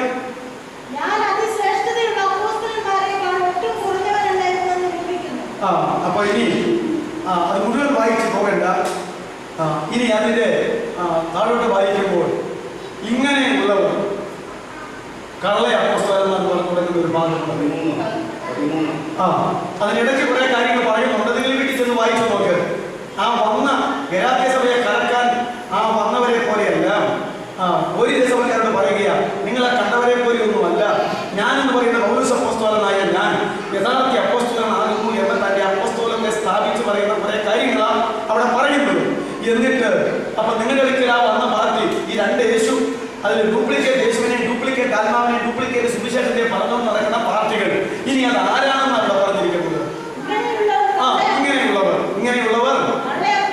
അപ്പൊ ഞാൻ ചോദിക്കട്ടെ, നല്ല അപ്പോസ്തലന്മാരുണ്ട്, ഇപ്പോഴത്തെ എന്തുണ്ട്? കള്ള അപ്പോസ്തലന്മാരുണ്ട്. പിന്നെ അവിടെ പറഞ്ഞിരിക്കുന്ന അപ്പോസ്തലന്റെ വാക്ക് തന്നെയൊന്നും വായിച്ച്. പിന്നെ നല്ല വേലക്കാരുണ്ട്, കപട വേലക്കാരുണ്ട്. ഇതെല്ലാം സുവിശേഷത്തിന്റെ കാര്യമല്ലേ പറയുന്നത്? നല്ല വേലക്കാരുണ്ട്, കപട വേലക്കാരുണ്ട്. അടുത്തത് ഇത് ചുമ്മാ എന്ന് വെച്ചാൽ ഒരു രാത്രിയിൽ വേഷം കെട്ടി ഇറങ്ങിച്ച് പിറ്റേ ദിവസം അപ്പോസ്തലനാണെന്ന് പറഞ്ഞ് നടക്കുന്ന പാർട്ടികളുണ്ട്. അതല്ലേ ഇപ്പൊ ഈ കാണുന്നതെല്ലാം വേഷം കെട്ട് അല്ലേ? അപ്പോ യഥാർത്ഥ അപ്പോസ്തലന്മാരുടെ വേഷം കെട്ടുക. ഞാൻ ചോദിക്കട്ടെ, 13 മുഴം തുണിയുണ്ടെങ്കിൽ ഈ നാട്ടിൽ ആർക്കും തനിക്ക് സുബോധമില്ലാത്തവരും ഇവിടെ മത്തായി ഒരു സഹോദരൻ ബദൽ തയ്യൽ ഉണ്ട്, അവിടെ കൊടുത്തായിരുന്നു തയ്ച്ചു തരും. 13 മുഴം തുണി ഇങ്ങനെ മേടിച്ചു കഴിഞ്ഞാൽ കാസിന് തയ്ച്ചു തരാൻ പറഞ്ഞാൽ ആരും അവർക്ക് കൊടുത്താലും കാസിന് തയ്ച്ചു വയ്ക്കും, അളവെടുക്കും. അതിട്ടുകൊണ്ട് ഇതിലെ നടന്നാൽ ഇങ്ങനെ ഗൾഫിൽ കെട്ടി നടന്നാൽ ഈ പുള്ളി ആരാന്ന് പറയുന്നത്? താടിയുള്ള കാസ് കെട്ടി അച്ഛന്മാരുണ്ട്, താടിയില്ലാത്ത അച്ഛന്മാരുണ്ട്. ഈ സ്കോപ്പൽ സഭകളിൽ അച്ഛനാന്നല്ലാതെ പിന്നെ അമ്മായി അത് പറയുമോ? ഇല്ല. അപ്പൊ ഇത് ആർക്കാ ചെയ്യാൻ മേലാത്തത്?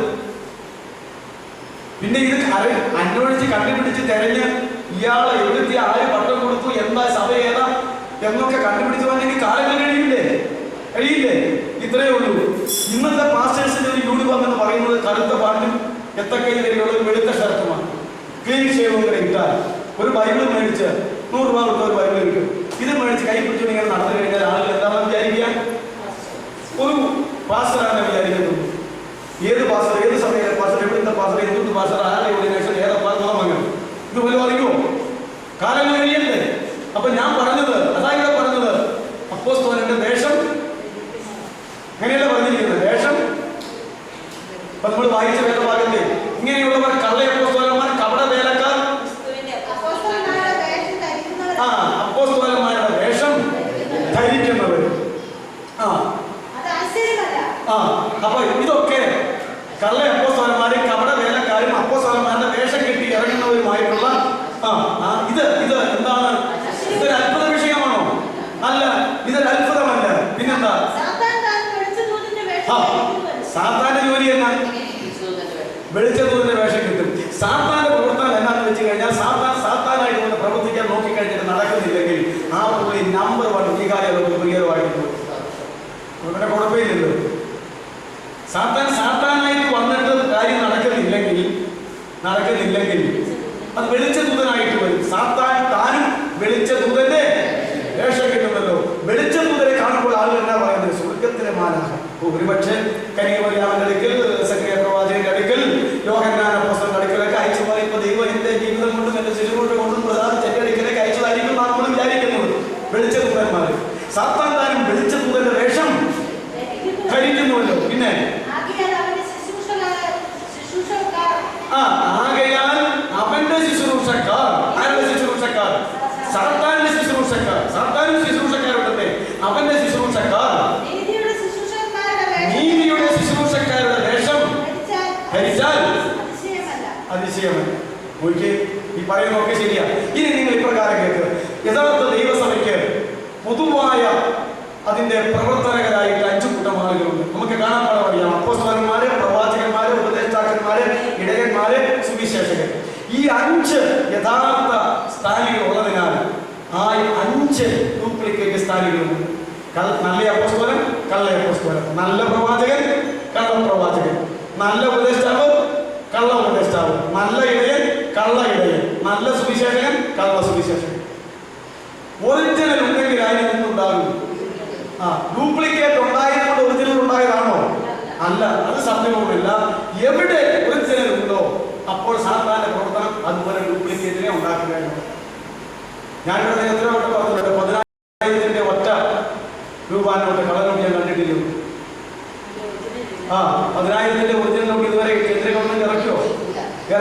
ചിലപ്പോൾ 500, 1000 ഒക്കെ ഉള്ളൂ. അത് ചോദിച്ചിരിക്കുന്ന നോട്ട് 1000 വരും.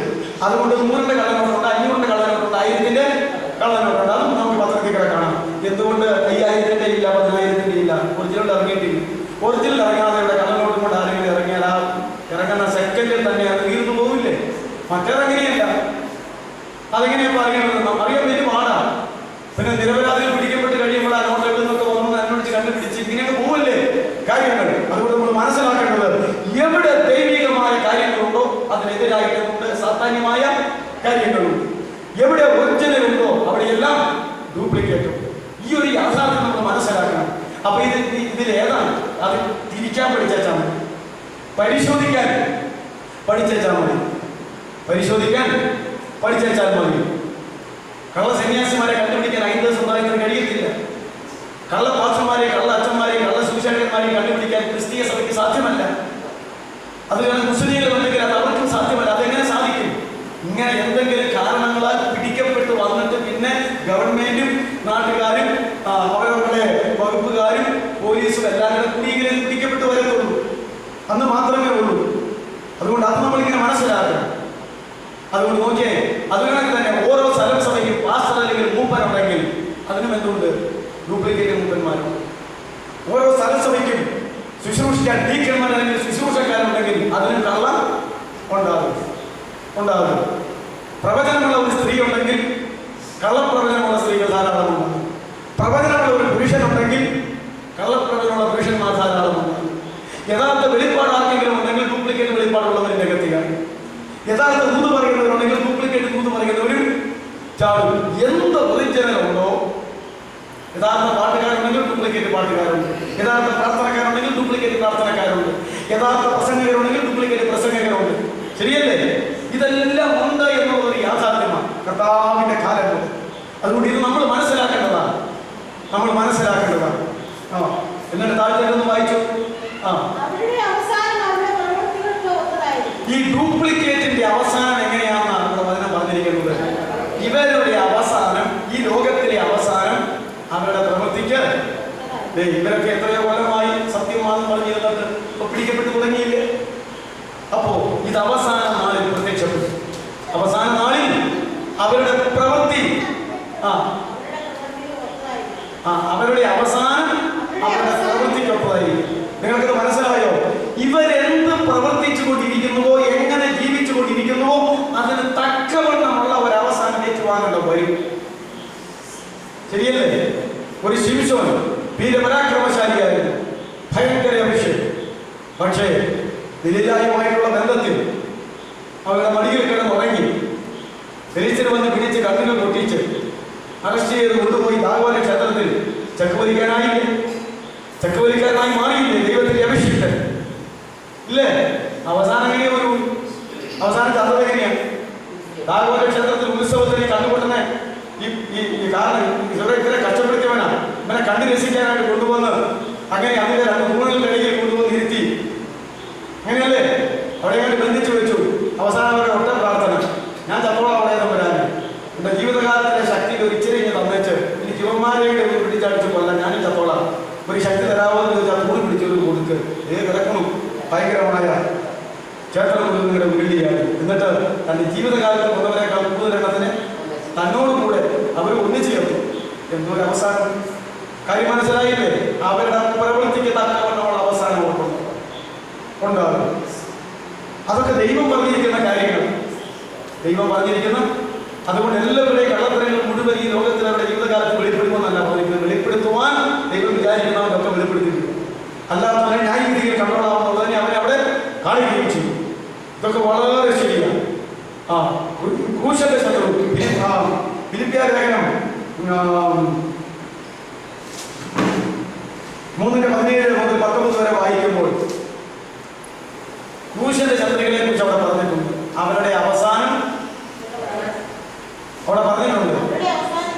മതി, ബാക്കി ഒത്തിരി കാര്യം പറഞ്ഞിട്ടുണ്ട്. ലജ്ജയായാലും മാനം തോന്നുന്നു, ഭൂമിയിലുള്ളത് ചിന്തിക്കുന്നു, അവരുടെ ദൈവം വയനാണ്. ഇത് ആരെ കുറിച്ച് പറയണതാ? ഇത് ദൈവസഭക്കാരെ കുറിച്ച് പറയണതാ. ദൈവസഭയിലുള്ള ദൈവമക്കൾ ദൈവദാസന്മാരെ കുറിച്ച് പറയണത്, ലോകത്തുള്ളവരെ കുറിച്ച് പറയണതാണോ? കാര്യം രക്ഷിക്കപ്പെട്ട് ദൈവസഭയിൽ ആരെങ്കിലും ഇപ്പോൾ ക്രൂശന്റെ ശത്രുവായിട്ടാണ് നടക്കുന്ന ജീവിതം. അതെന്താ അങ്ങനെ പറഞ്ഞത്? പറയാനൊന്നുമില്ല. അവൻ സംഭവിക്കുള്ളൂ. അവൻ എങ്ങനെ തിരിച്ചറിയുന്നത്? അവന്റെ പ്രധാന ഐറ്റം അവന്റെ ദൈവം വയറാണ്. വയറിന്റെ ഉദരപൂരിക്കുന്നതിന് വേണ്ടി ആൾ ഇറങ്ങുന്നിരിക്കുക. 20 വർഷം കാര്യം വേണ്ടിയ വയറ് ദൈവം. ലോകത്തിൽ സാമാന്യ ബുദ്ധിയുള്ളവരെല്ലാം ലജ്ജ തോന്നുന്ന വിഷയമൊക്കെ ഒരു മാനം തോന്നുന്നു. അതല്ലേ, ലജ്ജയാണെങ്കിൽ മാനം തോന്നുന്നു. സ്വർഗത്തിലെ കാര്യം ചിന്തിച്ച് നടക്കേണ്ടവൻ ചിന്ത മുഴുവൻ എവിടെയാ? സൂര്യന് കീഴെ ഭൂമിയിലുള്ളതാ. ഇങ്ങനെയുള്ളവർ ആരുടെ ശത്രുവാണ്? അതാ ക്രൂശന്റെ ശത്രു. ക്രൂശന്റെ ശത്രുവിന്റെ ലക്ഷണം അതാ. ഇവന്റെ അവസാനം എന്തായിരിക്കും? നാശം.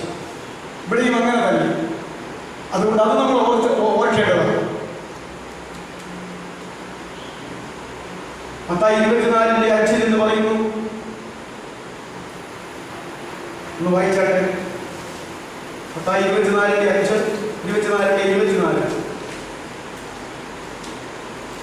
ഞാൻ ക്രിസ്തു എന്ന് പറഞ്ഞു അനേകരുടെ പേരെടുത്തുകൊണ്ട് പലരെയും തെറ്റിക്കും.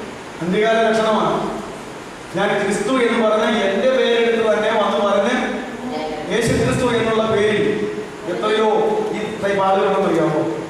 ക്രിസ്ത്യാനികൾ യേശു ക്രിസ്തു എന്ന പേരിൽ, മശിഹ എന്ന പേരിൽ ഉണ്ട്. അതിന്റെ പുറകെ ഒത്തിരി ആളുകളുണ്ട്. 24-ാമത്തെ വാക്യം എന്നാ? 24-24. കള്ളക്രിസ്തുക്കളും കള്ളപ്രവാചകന്മാരും എഴുന്നേറ്റ് കഴിയുമെങ്കിൽ വൃദ്ധന്മാരെ തെറ്റിക്കാനായി വലിയ അടയാളങ്ങളും അത്ഭുതങ്ങളും കാണിക്കും. ആരെ തെറ്റി? കള്ളപ്രവാചകന്മാരും കള്ളക്രിസ്തുക്കളും എഴുന്നേറ്റ് കഴിയുമെങ്കിൽ ആരെ തെറ്റിക്കും? വൃദ്ധന്മാരെ തെറ്റിക്കും. അതാ കഷ്ടം. ഈ ആരംഭകാല വിശ്വാസികളെയല്ല, മൂത്ത ആളുകളെ വൃദ്ധന്മാരെ തെറ്റിക്കും. ഇതൊക്കെ അന്ത്യകാല ലക്ഷണത്തിൽ കർത്താവ് പറഞ്ഞതാ. ഇത് പറഞ്ഞിട്ട് ഇപ്പൊ 2005 കൊല്ലം കഴിഞ്ഞില്ലേ? 2008 1-ാം നൂറ്റാണ്ടിൽ പറഞ്ഞിട്ട് നമ്മൾ ഇവിടെയല്ലേ നിൽക്കുന്നത്. അപ്പൊ ഇതെല്ലാം സംഭവിച്ചുകൊണ്ടിരിക്കുകയാണ്. കർത്താവിന് തന്നെ പ്രവചനം. മത്തായി 7:15-16 വായിച്ച് ഗിരിപ്രഭാഷണത്തിൽ കർത്താവ് തന്നെ പറഞ്ഞിട്ടുണ്ടല്ലോ. 7:15-16.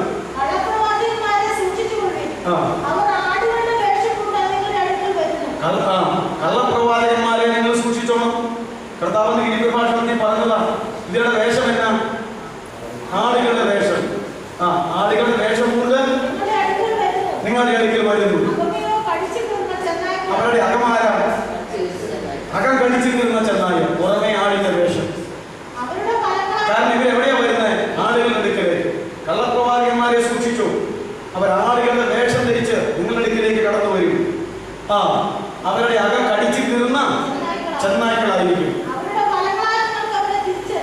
എന്റെ പൊന്നെ, വേർപാട് സമയത്ത് പറ്റിയ പമ്പനെ കിട്ടുന്നതെന്ന് പറഞ്ഞത് ഒരു ദൈവ പൈതനെ, ഒരു ദൈവദാസനെ തിരിച്ചറിയുന്നത് വ്യവസ്ഥ വെച്ചു. ബാഹ്യമായ ചില കാര്യങ്ങൾ അത് വെച്ച് തിരിച്ചറിയാനായിട്ട് ഒരു പാരമ്പര്യം സൃഷ്ടിച്ചു. എന്നാൽ എന്റെ കർത്താവ് പറഞ്ഞത് യവനായാലും വേണ്ടില്ല, ഫലത്താൽ അറിഞ്ഞാൽ മതി എന്നാണ്. ഫലത്താൽ അറിഞ്ഞാൽ മതി. ഒരു തെങ്ങിന്ന് കുഴിച്ചു വെച്ചാൽ നാളെ തേങ്ങ ഇടാൻ പറ്റുമോ? ഇല്ല. പുതിയ തെങ്ങാണെങ്കിൽ ഒരു 3 കൊല്ലെങ്കിലും കഴിയണം. പഴയ തെങ്ങാണെങ്കിൽ ഒരു 5 കൊല്ലെങ്കിലും കഴിയണം. ശരിക്കും വളം വെള്ളമൊക്കെ കൊടുത്താൽ എന്നിട്ടല്ലേ അത് പൂക്കണുണ്ടോ കായ്ക്കണുണ്ടോ എന്ന് അറിയാൻ പറ്റത്തുള്ളൂ. അല്ലാതെ ഇന്നൊരു ആൾ മാനസാന്തരപ്പെട്ടു, നാളെ ഒരാൾ ചൂടക്കാരനായി, മറ്റന്നാൾ സഭയുടെ ലീഡറുമായി, അതിന്റെ 4-ാമത്തെ ദിവസം നാളെ ലോകത്തേക്ക് ഇറങ്ങിയിരിക്കുകയാണ്. ക്രൂശിൽ നടന്നത് ഏമാവും. ശരിയല്ലേ? അതുകൊണ്ട് ഫലത്താൽ മാത്രമേ തിരിച്ചറിയാൻ എന്റെ കർത്താവ് പറഞ്ഞിട്ടുള്ളൂ. അങ്ങനെ ഒരു നിയമം വെച്ച് നോക്കിക്കേ, ഇതുപോലെ സ്വസ്ഥത കിട്ടിയാണ്. എന്തോരും അത് വളരെ ശരിയാ. കൃപാവരങ്ങൾ ജ്വലിപ്പിക്കുന്ന കണ്ടിട്ട് നിങ്ങൾ ആളെ തിരിച്ചറിയേണ്ടെന്നാ കർത്താവ് പറഞ്ഞിരിക്കുന്നു. വരങ്ങളാലല്ല, ഫലങ്ങളാൽ അറിയണം. ഞാനിവിടെ പറഞ്ഞിട്ടുണ്ട്. ഞാൻ ക്ലാസ് എടുക്കുന്ന വേറൊരു വിഷയമുണ്ട്. ഒരുത്തൻ മാനസാന്തരപ്പെട്ടാൽ മാനസാന്തരത്തിന്റെ ഫലം ബൈബിളിൽ പറഞ്ഞിട്ടുണ്ട്, അത് കാണണം. ഒരുത്തൻ സ്നാനപ്പെട്ടാൽ സ്നാനത്തിന്റെ ഫലം ബൈബിളിൽ പറഞ്ഞിട്ടുണ്ട്, അത് കാണണം. ഒരുത്തൻ ആത്മാവ് കിട്ടിയാൽ ആത്മാവിന്റെ ഫലം ബൈബിളിൽ പറഞ്ഞിട്ടുണ്ട്, അത് കാണണം. ഒരുത്തൻ വെളിച്ചത്തിന്റെ മകനായാൽ വെളിച്ചത്തിന്റെ ഫലം ബൈബിളിൽ പറഞ്ഞിട്ടുണ്ട്, അത് കണ്ടേ പറ്റത്തുള്ളൂ. ഒരുത്തൻ ദൈവരാജ്യത്തിന് അകത്തായെന്ന് അവന് ബോധ്യമുണ്ടെങ്കിൽ ദൈവരാജ്യത്തിന്റെ ഫലം കണ്ടേ പറ്റത്തുള്ളൂ. അവൻ ദൈവഭാഗത്തേക്ക് വന്നിട്ടുണ്ടെങ്കിൽ നീതിയുടെ ഫലം അവനെ കണ്ടേ പറ്റത്തുള്ളൂ. ഇത്രത്തോളം ഫലങ്ങൾ വന്നിട്ടുണ്ട്. അപ്പോൾ ഒരു സൂപ്പർ ദൈവപൈതലുമായി. അപ്പൊ ഏത് ഘട്ടത്തിൽ കൃപയിലായിരിക്കുന്നോ അതിനെല്ലാം പ്രത്യേകം ഫലങ്ങളുണ്ട്. ഈ ഫലം നോക്കിയിട്ട് മാനസാന്തരപ്പെട്ടോ, സ്നാനപ്പെട്ടോ, സ്നാനം ശരിയാണോ, ആത്മാവ് അകത്തിരിക്കുന്നത് ശരി ആത്മാവാണോ, ദൈവരാജ്യത്തിനകത്ത് തന്നെയാണോ, നീതിമാനായ ദൈവത്തിന്റെ നീതിയുടെ ആളായിട്ടാണോ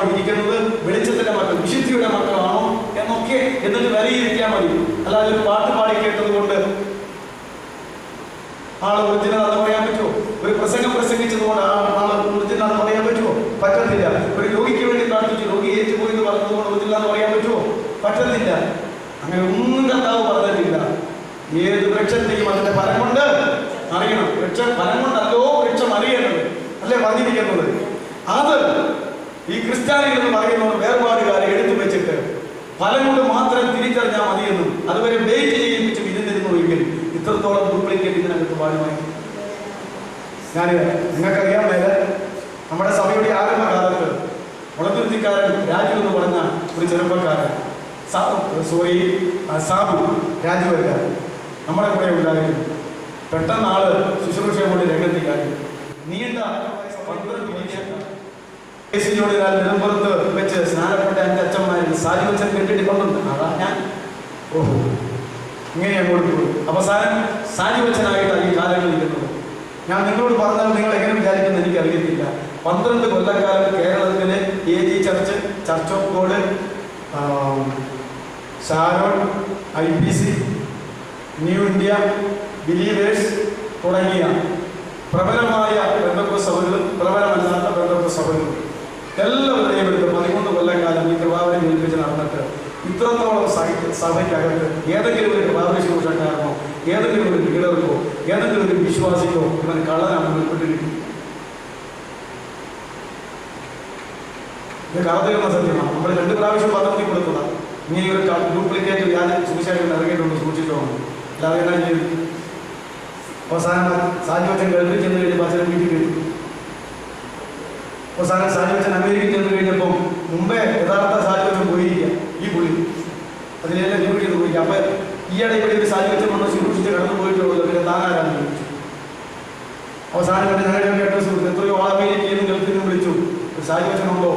ആരാണോ ഇതിൻ്റെ ഡയറക്ടർ കുന്നുമരച്ചൻ എന്നൊക്കെ പറയുന്നവന് വിളിച്ചു ചോദിക്കുക. സാജുവച്ചൻ്റെ വീട്ടിലേക്ക് ഭാര്യയെ വിളിച്ചു ചോദിച്ചു. ആ വീട്ടിൽ അഡ്രസ് കൊടുത്തു. ഭാര്യ തങ്കമ്മയാണോ? നിങ്ങളുടെ അമൃതോൻ എവിടെയാ? സാജുവച്ചെന്ന് പറഞ്ഞത് നിറം എങ്ങനെയാ, പൊക്കം എങ്ങനെയാ, ഇങ്ങനെയൊക്കെ വിളിച്ചു ചോദിച്ച് സംശയിച്ചു. ഇങ്ങനെ വന്നിട്ടാണ് സാജുവച്ചൻ ഇങ്ങനെ പിടിക്കാവുന്ന നോക്കട്ടെ എന്ന് വിചാരിച്ച് കഴിഞ്ഞതിൻ്റെ മുമ്പിലത്തെ വൃക്ഷം, അതിൻ്റെ മുമ്പിലത്തെ വൃക്ഷം എങ്ങാണ്ട് തെക്കോട്ടുള്ളതായ സ്ഥലങ്ങളിലെല്ലാം കയറി ചെന്ന് ഈ ഡ്യൂപ്ലിക്കേറ്റ് സാജുവച്ചനെ കുറിച്ച് സാബുവിനെ കുറിച്ച് പ്രസംഗിച്ചു. അങ്ങനെ പുനലൂർ വെച്ച് തന്ത്രപരമായിട്ട് പിടിച്ചൊതുക്കി. കാശി ചോദിച്ച് ഇതിനിടയ്ക്ക് എത്ര കല്യാണം കഴിക്കാൻ ആലോചിച്ചെന്നറിയാവും, എത്ര എടുത്ത് വന്നെന്നറിയാവോ, നിങ്ങളുടെ സഭയിൽപ്പെട്ട സാബുണ്ടോ, എത്ര കല്യാണം കഴിച്ചെന്നറിയാവോ ഇതിനിടയ്ക്ക്.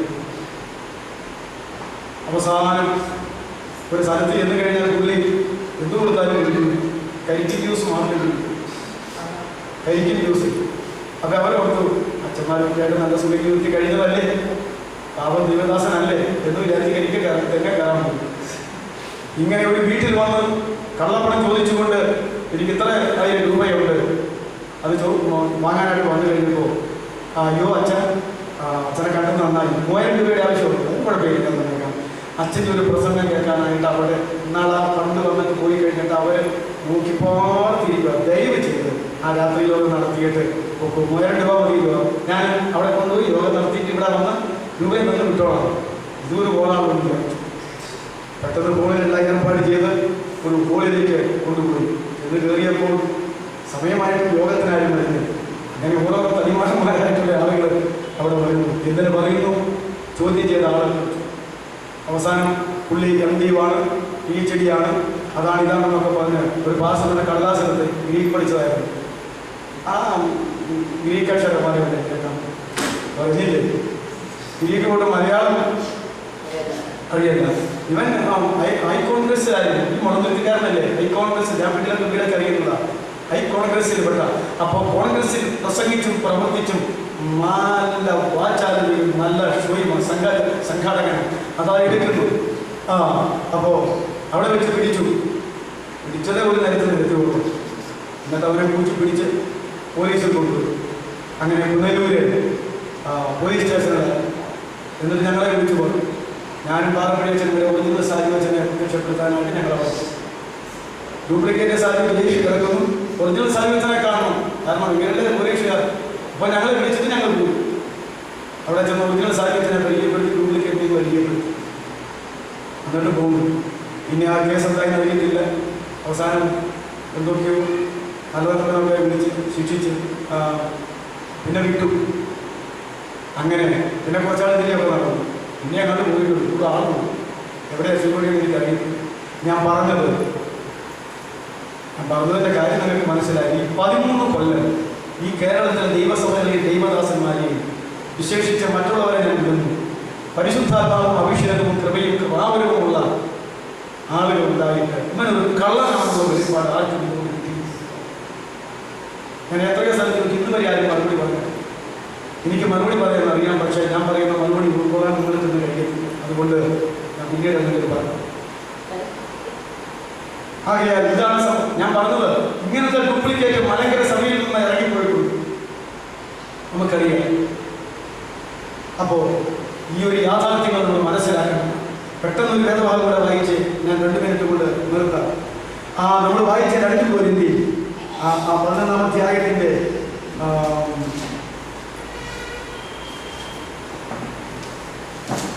14-ാമത്തെ അല്ല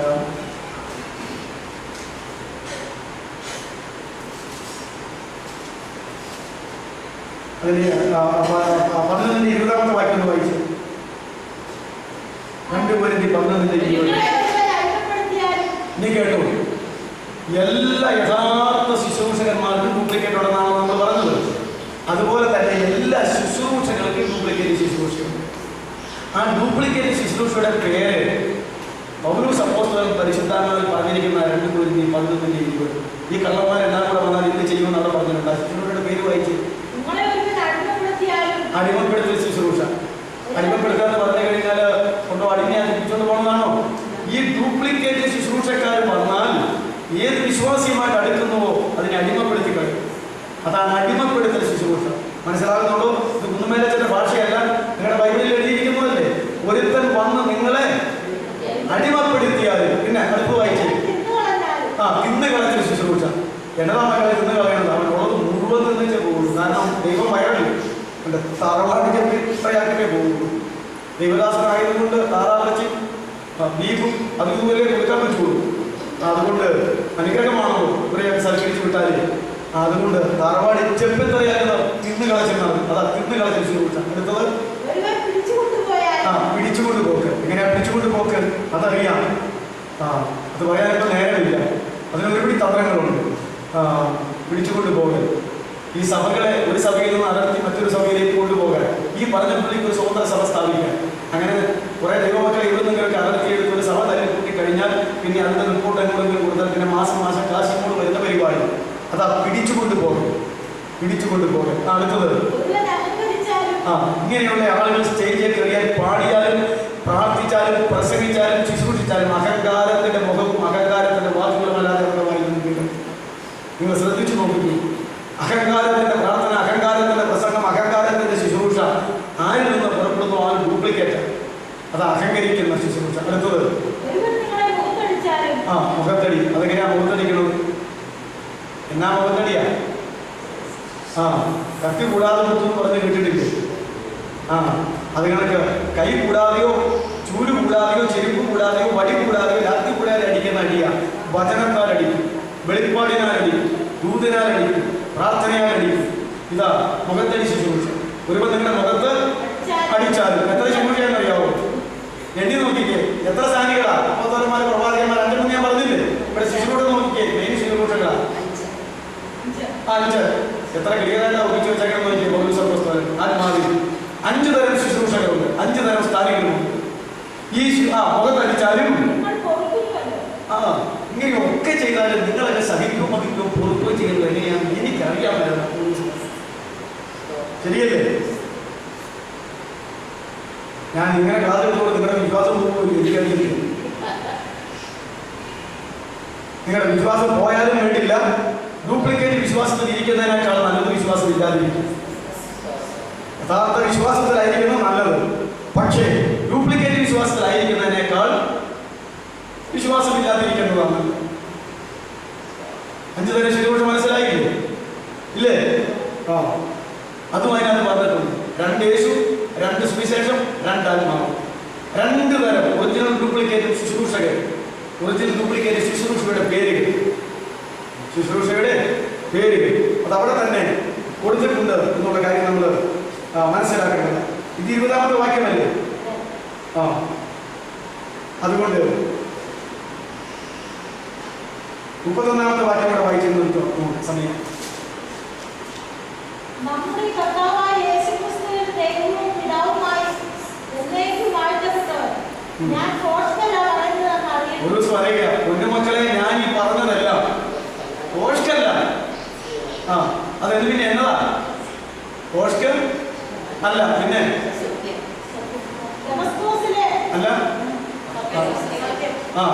ഒന്നോടെ വായിച്ചു 31-ാമത്തെ വാക്യം ഒന്നോടെ വായിച്ച്.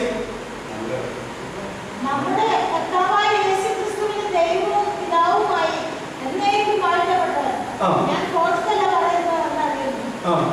ഞാൻ ഫോർസ്കല്ല പറയുന്നതെന്ന് എനിക്ക് അറിയാം, ആത്മാവിൽ അറിയാം. പിന്നെ അപ്പൊ ഇത് ഫോർസ്കാണോ ഈ പറഞ്ഞത്? അല്ല, ഇത് കറതീർന്ന സത്യം, കറതീർന്ന സത്യമാണ്. അത് പറഞ്ഞ അദ്ദേഹം ആ ലേഖനം അവസാനിപ്പിക്കുന്നത്. പിന്നെ കർഷകരുടെ പട്ടികയുടെ ഇടയ്ക്കുണ്ട്. അത് എന്തുകൊണ്ടാണ്? നിങ്ങൾ മനസ്സിലാക്കേണ്ടത്, എന്നെ പോലെ കഷ്ടത സഹിക്കുന്ന അപ്പോസ്തലൻ മാത്രമേ ശരിയായ അപ്പോസ്തലനായിരിക്കാൻ പറ്റത്തുള്ളൂ. തിന്നു കുടിച്ച് പൊളിച്ച് സുഖിച്ച് പൊളിച്ച് നടക്കുന്നവനാണ് കള്ള അപ്പോസ്തലനാണ് പറഞ്ഞത്. പൗലോസ് അപ്പോസ്തലന്റെ കഷ്ടതയുടെ ലിസ്റ്റ് വായിച്ചു നോക്കുന്നു, ഒന്നും വായിക്കാൻ നേരമില്ല. ഇല്ലേ? കണ്ടപോലെ ലിസ്റ്റ് അവിടെ പറയുകയാണ്. ഇങ്ങനെയുള്ള അവസ്ഥയിൽ ഞാൻ ആളുകൾക്ക് വേണ്ടി സുവിശേഷം വരെ ചെയ്യുന്നതിന്റെ അർത്ഥം ഈ കല്യാണം ചെയ്തതിനെ കല്യാണ മണ്ഡപത്തിൽ കയറ്റണമെന്ന് ഓർത്താം. അല്ലാത്തവൻ ഇതുമായി പോലെ ബന്ധമുണ്ടോ? അവന് കല്യാണം നടന്നായി എന്ന് നടന്നില്ലെങ്കിൽ എന്ന് അവന് വല്ലതും ദണ്ണമുണ്ടോ? ഒരു ദണ്ണവുമില്ല. ശരിയല്ലേ? ബ്രോക്കർ ഫീസ് കല്യാണം എന്ന് പറയുന്നത് ബ്രോക്കർ ഫീസ് ഒത്തു കല്യാണം കൊടുത്തു തീർത്തു കഴിഞ്ഞാൽ പിന്നെ കല്യാണം അവൻ കൊടുപ്പിക്കാനേ പോകും. കാരണം വേറെ കല്യാണം ഒപ്പിച്ചാൽ അതിലേക്ക് കിട്ടുമെന്ന് പറഞ്ഞു. അതുകൊണ്ട് ലോകത്തിലെ ബുദ്ധിപരമായിട്ട് കല്യാണം നടന്നു കഴിഞ്ഞിട്ട് കാശ് കൊടുക്കാവുള്ളൂ. അത് മനസ്സിലായില്ലേ? അതുകൊണ്ട് പൗലോസ് പറയുകയാണ്, ഇങ്ങനെ കഷ്ടത സഹിച്ചിട്ട് ഞാൻ എന്തിനാ മക്കളെ നിങ്ങൾക്കായി ജീവിക്കുകയും പ്രവർത്തിക്കുകയും ചെയ്യുന്നത്? എനിക്കൊരൊറ്റ ലക്ഷ്യമേ ഉള്ളൂ. സുവിശേഷത്താൽ വീണ്ടും ജനിച്ചിരിക്കുന്ന ദൈവസഭ അംഗങ്ങളായിരിക്കുന്ന നിങ്ങളെ കല്യാണ നിശ്ചയം ചെയ്തിരിക്കുന്നത് കൊണ്ട് കല്യാണം നടത്തി കാണണമെന്ന് എനിക്കൊരു ആഗ്രഹമുണ്ട്. അതിലേക്ക് ഞാനല്ല ശ്രദ്ധിക്കേണ്ടത്, നിങ്ങളാ ശ്രദ്ധിക്കേണ്ടതെന്നാണ് പറയുന്നത്. നിങ്ങളാ ശ്രദ്ധിക്കേണ്ടത് അല്ലേ? ഇത് ദോഷമല്ല, ഇത് സത്യമാണ്. അതുകൊണ്ട് സത്യമാക്കിയാൽ യേശുക്രിസ്തുവിന്റെ പിതാവായ ദൈവം വാഴ്ത്തപ്പെടുമാറാകട്ടെ എന്നല്ലേ പറഞ്ഞിരിക്കുന്നത്. അതെ, സമയം തീർന്നുകൊണ്ട് നമുക്കിവിടെ അവസാനിപ്പിക്കാം. ഇതിന്റെ ബാക്കി കൂടെ അടുത്ത ദിവസം പറയും. എന്നിട്ട് ഞാൻ വെച്ച് തുടങ്ങാം. പോരെ? ഇതിനേക്കാൾ കുറച്ചുകൂടെ ഗൗരവമായ വിഷയങ്ങൾ ഇതിന്റെ ബാക്കിയുണ്ട്. അപ്പോ അതിങ്ങനെ കഴിയുമ്പോൾ ഏകദേശം ഒരു ചെറിയ വിവേചനത്തിന്റെ ആത്മാവ് നിങ്ങൾക്ക് ലഭിക്കുന്ന കാര്യത്തിൽ യാതൊരു സംശയവും. അത് ഞാൻ പകർത്താനുള്ളതാണോ? അല്ല, ദൈവം പകർന്നു. അത് സാധിക്കും. ഒരാളെ കാണുമ്പോൾ, ഒരാൾ സംസാരിക്കുമ്പോൾ, ഒരാൾ ഇടപെടുമ്പോൾ, ഒരാൾ പ്രാർത്ഥിക്കുമ്പോൾ അപ്പോഴേ തന്നെ നമുക്കത് മനസ്സിലാക്കാനായിട്ട് കഴിയും. അത് സാധിക്കും. അങ്ങനെ നമുക്ക് ഇതിൽ നിന്ന് വിടുതൽ പ്രാപിക്കാനായിട്ട് കഴിയും. അതുകൊണ്ട് ഒറിജിനലും ഡ്യൂപ്ലിക്കേറ്റും നമ്മൾ വിഷയം തുടങ്ങിയുള്ളൂ. കർത്താവിന്റെ കാലം മുതലുള്ളതല്ലേ? അന്ത്യകാലം അടുക്കുന്തോറും ഇത് വർദ്ധിച്ച് വരത്തില്ലേ? ഇത് വർദ്ധിച്ച് വരും. ഇനി ഈ പ്രഭാഷണത്തിന്റെ അവസാനവും 2 തെസ്സലോനിക്ക ലേഖനം 2-ാം അധ്യായം കൂടി ഒന്ന് ചിന്തിച്ചാൽ തൽക്കാലം ഈ വിഷയം ഒന്നങ്ങ് അവസാനിപ്പിക്കാം. നമ്മുടെ ബുദ്ധിക്ക് ജ്ഞാനത്തിനുമായിട്ട് ഒരുപിടി വിഷയങ്ങളുണ്ട്. ഇത് തിരിക്കാനായിട്ട് കഴിയുന്ന ആ കാര്യങ്ങൾ. വൃക്ഷം അറിയേണ്ടത് ഫലം കൊണ്ട്. എൻ്റെ അടുക്കൽ ആര് വന്നാലും ഞാനതെല്ലാം ചോദിച്ചിട്ട്, അല്ലാത്തവൻ ഞാൻ എത്രയോ സമയം നടത്തി വിട്ടിട്ടുണ്ട്. ഞാനും അവരുടെ ഒരുമിച്ച് സഭയിലായിരിക്കും. അങ്ങനെ ഞാൻ അവരെ ഇറക്കി വിട്ടിട്ടുണ്ട്. എത്രയോ സഭകൾ പേടിച്ചു പോയിട്ടുണ്ട്. പേടിയ ഇങ്ങനെ ഒരു ദൈവദാസനെ ഇറക്കി കിട്ടാൻ ഇയാളെ ശമിച്ചേച്ച് പോയി കഴിഞ്ഞാൽ ഇന്ന് വീട് വെക്കുമോ, വണ്ടി മറിയോ, പിടി പിടിക്കുമോ, പാമ്പ് പിടിക്കുമോ, എന്തൊക്കെയുള്ള പേടിക്കും. ഇന്നവരെ സംഭവിച്ചിട്ടില്ല. ഞാൻ പേടിക്കണ്ട. ഒരു മണ്ണാങ്കട്ടയെ സംഭവിക്കില്ല അല്ലേ? സംഭവിക്കുന്നില്ല. അപ്പോ നമുക്ക് ഈ കാര്യങ്ങളൊക്കെ ചോദിക്കാൻ അറിയാൻ പറ്റും. ഈ ലോകത്തിൽ ഇന്റർവ്യൂ നടത്തി കഴിയുമ്പോൾ ഞാൻ പറയും, ഞാൻ MA കാരനാണ്, സർട്ടിഫിക്കറ്റ് എടുത്തു, എനിക്ക് SLC ഒന്നും കേട്ടോ, ഞാൻ MA കാരനാണെന്ന് പറഞ്ഞു കഴിഞ്ഞാൽ ബോധമുള്ള ഞാൻ ചോദിക്കും, ആ സർട്ടിഫിക്കറ്റ് ഇങ്ങനത്തെ. ഇങ്ങനെയുള്ള ദൈവദാസന്മാരുടെ ആത്മീക കാര്യം മാത്രമല്ല, അവരുടെ ഭൗതികമായ, കുടുംബപരമായ, വിദ്യാഭ്യാസപരമായ സകല കാര്യങ്ങളും ചോദിക്കണം. അറിയാമായിരുന്നു വന്നാൽ എവിടെയാ വീട്, എന്താ സഭ, ഏതാണ് ശുശ്രൂഷ എന്നതാണ്, വരം എന്നതാണ്, എന്തോരം പഠിച്ചതാണ്, ആരാ സ്നാനപ്പെടുത്തിയത്? എപ്പോഴാണ് അഭിഷേകം കിട്ടിയത്? ആരുടെ ശുശ്രൂഷയില്ല? ഭാര്യ എവിടെയാ? മക്കൾ എവിടെയാ? സ്ഥലം സഭ എവിടെയാ? നിങ്ങളുടെ മെമ്പർഷിപ്പ് എവിടെയാ? ഇങ്ങനെ കുറേ ചോദ്യങ്ങൾ ചോദിച്ചു കഴിഞ്ഞിട്ട് ഇത് ഞാൻ ഉണ്ടാക്കാൻ പറയാം. ഞാൻ ബി എഡാന്ന് പറഞ്ഞു കഴിഞ്ഞാൽ ഇവിടെ സർട്ടിഫിക്കറ്റ് എന്ന് പറയാം. ഞാൻ 4 വിഷയത്തിൽ PhD പഠിച്ചിട്ട് അവിടെ എവിടെയുണ്ട് സർട്ടിഫിക്കറ്റ് എടുക്കാൻ പറയണം. ഇങ്ങനെ പേടിക്കേണ്ട കാര്യമല്ല ഇരിക്കുന്നത്. അല്ലാതെ ആരെങ്കിലും എന്തൊക്കെ പറഞ്ഞതെല്ലാം കേട്ട് വിഴുങ്ങി കഴിഞ്ഞാൽ അവസാനം നമ്മളും വെള്ളത്തിലായി നമ്മുടെ മുതൽ തീർന്ന് നമ്മൾ പിടിക്കപ്പെട്ടു പോകേണ്ട വല്ല കാര്യമുണ്ടോ? ഒരു കാര്യവുമില്ല. ഈ ഡെവിൽ സ്പിരിറ്റ് ഉള്ളവരെ ശരീരത്തെ തുണിക്കരുത്.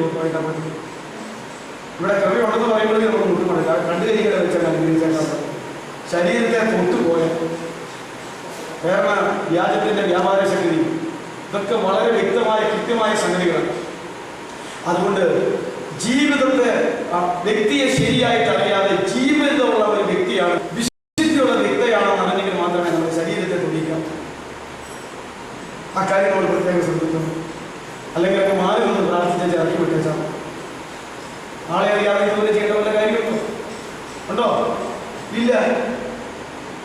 ഇങ്ങനത്തെ ഒരു കാലഘട്ടത്തിലാണ് നമ്മൾ കിടക്കുന്നത്. എത്രയെത്ര മലങ്കര ചർച്ചയിൽ തന്നെ 100 അനുഭവങ്ങൾ പറയാൻ കഴിയും. പക്ഷെ വളരെ സൂക്ഷിച്ചേ പറയാവുള്ളൂ. ഞാൻ ഈ പറഞ്ഞ കാര്യങ്ങളൊക്കെ ശരിയാണെന്ന് ജോലിപ്പാസോട് ചോദിച്ചാൽ ഞങ്ങളിപ്പോൾ കുറേ കാലമായി ഒരുമിച്ച് നടക്കുന്നത് ഒരു ദൃക്സാക്ഷ്യം. ഇതൊക്കെ വളരെ ശരിയാണ്. അതുകൊണ്ട് ഈ കാലഘട്ടം വളരെ മോശം. അതുകൊണ്ട് നമ്മൾ ആരുടെ മുഖത്തേക്ക് നോക്കണം? ക്രിസ്തുവിൻ്റെ മുഖത്തേക്ക് നോക്കണം. അപ്പോൾ ക്രിസ്തുവിനെ മാത്രം നോക്കിയാൽ മതിയോ? യഥാർത്ഥ അപ്പോസ്തലന്മാരുണ്ട്, യഥാർത്ഥ ശുശ്രൂഷകരുണ്ട്, യഥാർത്ഥ ശുശ്രൂഷയുണ്ട്. അവരുമായിട്ട് ബന്ധപ്പെട്ട് അങ്ങനെ നമ്മുടെ ആത്മീയ ജീവിതത്തെ കൈപിടിപ്പിക്കാൻ പ്രത്യേകം ശ്രദ്ധിക്കണം. സംശയമുണ്ടെങ്കിൽ ആരുമായിട്ടും ബന്ധപ്പെടാൻ പോകണം. സംശയിച്ച് ബന്ധപ്പെടുന്നതിനാൽ ബന്ധപ്പെടാതിരിക്കുന്നത് നല്ലത്. ഉത്തമ ബോധ്യമുള്ള നിങ്ങൾക്ക് കേൾക്കണം. എനിക്കെന്തെങ്കിലും ഒരു പ്രശ്നം ഉണ്ടാകുമ്പോൾ എന്താ എനിക്ക് വേണ്ടി ഒന്ന് പ്രാർത്ഥിക്കണമെന്ന് എനിക്ക് ആരെക്കൊണ്ടെങ്കിലും എനിക്ക് വേണ്ടി ഒന്ന് പ്രാർത്ഥിക്കണമെന്ന് തോന്നുമ്പോൾ ഞാൻ എൻ്റെ സഭയിലെ ആളുകളെ വിളിച്ച് പ്രാർത്ഥിക്കാറ്. അല്ലെങ്കിൽ എനിക്കറിയാം മറ്റ് സഭയിലെ ആളുകളെങ്കിൽ എനിക്ക് അറിയാവുന്നവരെ വിളിക്കാറ്. അറിയാൻ ആരെയും ഞാൻ എൻ്റെ ദേഹത്ത് വിളിക്കാറ്. ഈ സഭയിലെ ഒരു വിശ്വാസിയെ കൊണ്ട് ഞാൻ മുട്ടുകുത്തി നിർത്തിച്ചിട്ട് അവൻ്റെ കയ്യിൽ തലയിൽ വെച്ച് ഞാൻ പ്രാർത്ഥിക്കും. എനിക്കത് മതി. കാരണം എനിക്ക് ആ വ്യക്തിയെ അറിയാം. അങ്ങനെ പ്രാർത്ഥിക്കുമ്പോൾ ആ സമയത്ത് എൻ്റെ ആവശ്യം നടത്താൻ സ്വർഗത്തിലെ ശക്തി അവനോട് എന്നിലേക്ക് വ്യാപിക്കാം. ഒരു വിശ്വാസിയെ കൊണ്ട് എൻ്റെ തലയിൽ കൈവച്ച് പ്രാർത്ഥിക്കാൻ ഞാൻ മനസ്സ് വെച്ച് ദൈവസന്നിധിയിൽ താഴുമ്പോൾ അവന് ആ വ്യക്തിയിൽ കൂടെ ദൈവശക്തി വ്യാപിച്ച് എനിക്ക് ലഭിക്കേണ്ട വിടുതലുകളോ കൃപകളോ ശക്തികളോ ദൈവം എൻ്റെ പറഞ്ഞു. അപ്പൊ എൻ്റെ മനസ്സിൽ എല്ലാവരുടെ മനസ്സിൽ പിന്നെ എൻ്റെ തല കൈവച്ച് പ്രാർത്ഥിക്കണമെങ്കിൽ മലങ്കര സഭയിൽ ഡയറക്ടറായിരിക്കും. ഇവിടെ ആരാവുള്ളൂ? ഈ വേറെ സഭയിൽ ഒരു വലിയ ഡയറക്ടറെ കാണുമായിരിക്കും.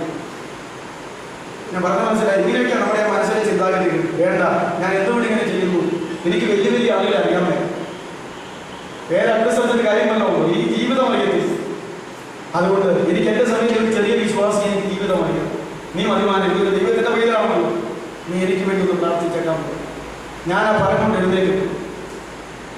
ഞാൻ പറഞ്ഞത് അറിയാൻ മേലാത്ത വലിയൊരാളാണെന്ന് കേട്ടിട്ട് നമുക്ക് വേണ്ടി എന്തെങ്കിലും ശുശ്രൂഷ ചെയ്യിക്കുന്നതിനേക്കാൾ ഭേദം അറിയുന്ന ഒരു പാവപ്പെട്ട ദൈവദാസിയോ ദൈവദാസനമാണ് എന്നാ ഞാൻ പറഞ്ഞു. ഇല്ലെങ്കിൽ ജീവിതം വളരെ തകരാറ്. ഇത് അന്ത്യകാലമാണ്. ഇതൊക്കെ ഈറ്റുന്നതിൻ്റെ ആരംഭമാണ്. ഇതിവിടെയൊക്കെ നിൽക്കട്ടെ. ഇത് പെട്ടെന്ന് ആളി പടർന്നുകൂടി. അതുകൊണ്ട് ഇപ്പൊ നോക്കിക്ക് എന്തെല്ലാം കേസ് കെട്ടുകൾ. അപ്പോൾ ഇവിടെയും അറിയാൻ വരാൻ സാധ്യതയുണ്ട്. എന്നെയും പരിശോധിക്കാൻ സാധ്യതയുണ്ട്. ഇവിടെയും പരിശോധിക്കാൻ സാധ്യതയുണ്ട്. ഇതെല്ലാവരും പ്രതീക്ഷിക്കണം. സത്യം നമ്മുടെ ഭാഗത്തുണ്ടെങ്കിൽ ധൈര്യമായി നമുക്ക് നിൽക്കാതെ ഒരു കുഴപ്പമില്ല. അതുകൊണ്ട് ഈ കാര്യങ്ങളെല്ലാം നമ്മൾ മനസ്സിലാക്കിക്കൊണ്ട് വേണം ദൈവമക്കളായി നമ്മൾ ജീവിച്ച് പ്രവർത്തിച്ച് മുമ്പോട്ട് പോകാം. അതുകൊണ്ട് നമ്മുടെ ആത്മരക്ഷയ്ക്കായി നമ്മൾ ദൈവത്തെ സ്തുതിക്കാം. നാം ദൈവമക്കളായതുകൊണ്ട് യേശു ക്രിസ്തുവുമായിട്ട് വിവാഹ നിശ്ചയം ചെയ്തപ്പെട്ടിരിക്കുന്നവരാണ്. കോരിന്ത്യ സഭയുടെ ആത്മീയമായ അനുഭവങ്ങൾ ഉള്ളവർക്കെല്ലാം വിവാഹ നിശ്ചയത്തിലേക്ക് കടന്നു വരാൻ യോഗ്യതയുണ്ട്. പക്ഷേ വിവാഹം നടക്കണമെങ്കിൽ ക്രിസ്തു എന്ന ഏകപുരുഷനോട് കൂടെ നിർമ്മലതയും ഏകാഗ്രതയും ഉള്ള ആളായി, ക്രിസ്തു വിശുദ്ധനായിരിക്കുന്നവർ വിശുദ്ധനായി, ക്രിസ്തു നിർമ്മലനായിരിക്കുന്നവർ നിർമ്മലനായി, ക്രിസ്തു തേജസ്സുള്ളവനെ പോലെ തേജസ്സുള്ളവനായി നമ്മൾ രൂപാന്തരപ്പെടുന്നവരുമായിട്ട് മാത്രമേ കല്യാണം നടക്കത്തുള്ളൂ. അതുകൊണ്ട് അങ്ങനെ കല്യാണം നടക്കാൻ ഇടയാകട്ടെ. നമ്മുടെ മണവാട്ടികൾ അനുകരിക്കപ്പെടുവാൻ ദൈവം നമ്മെ സഹായിക്കട്ടെ.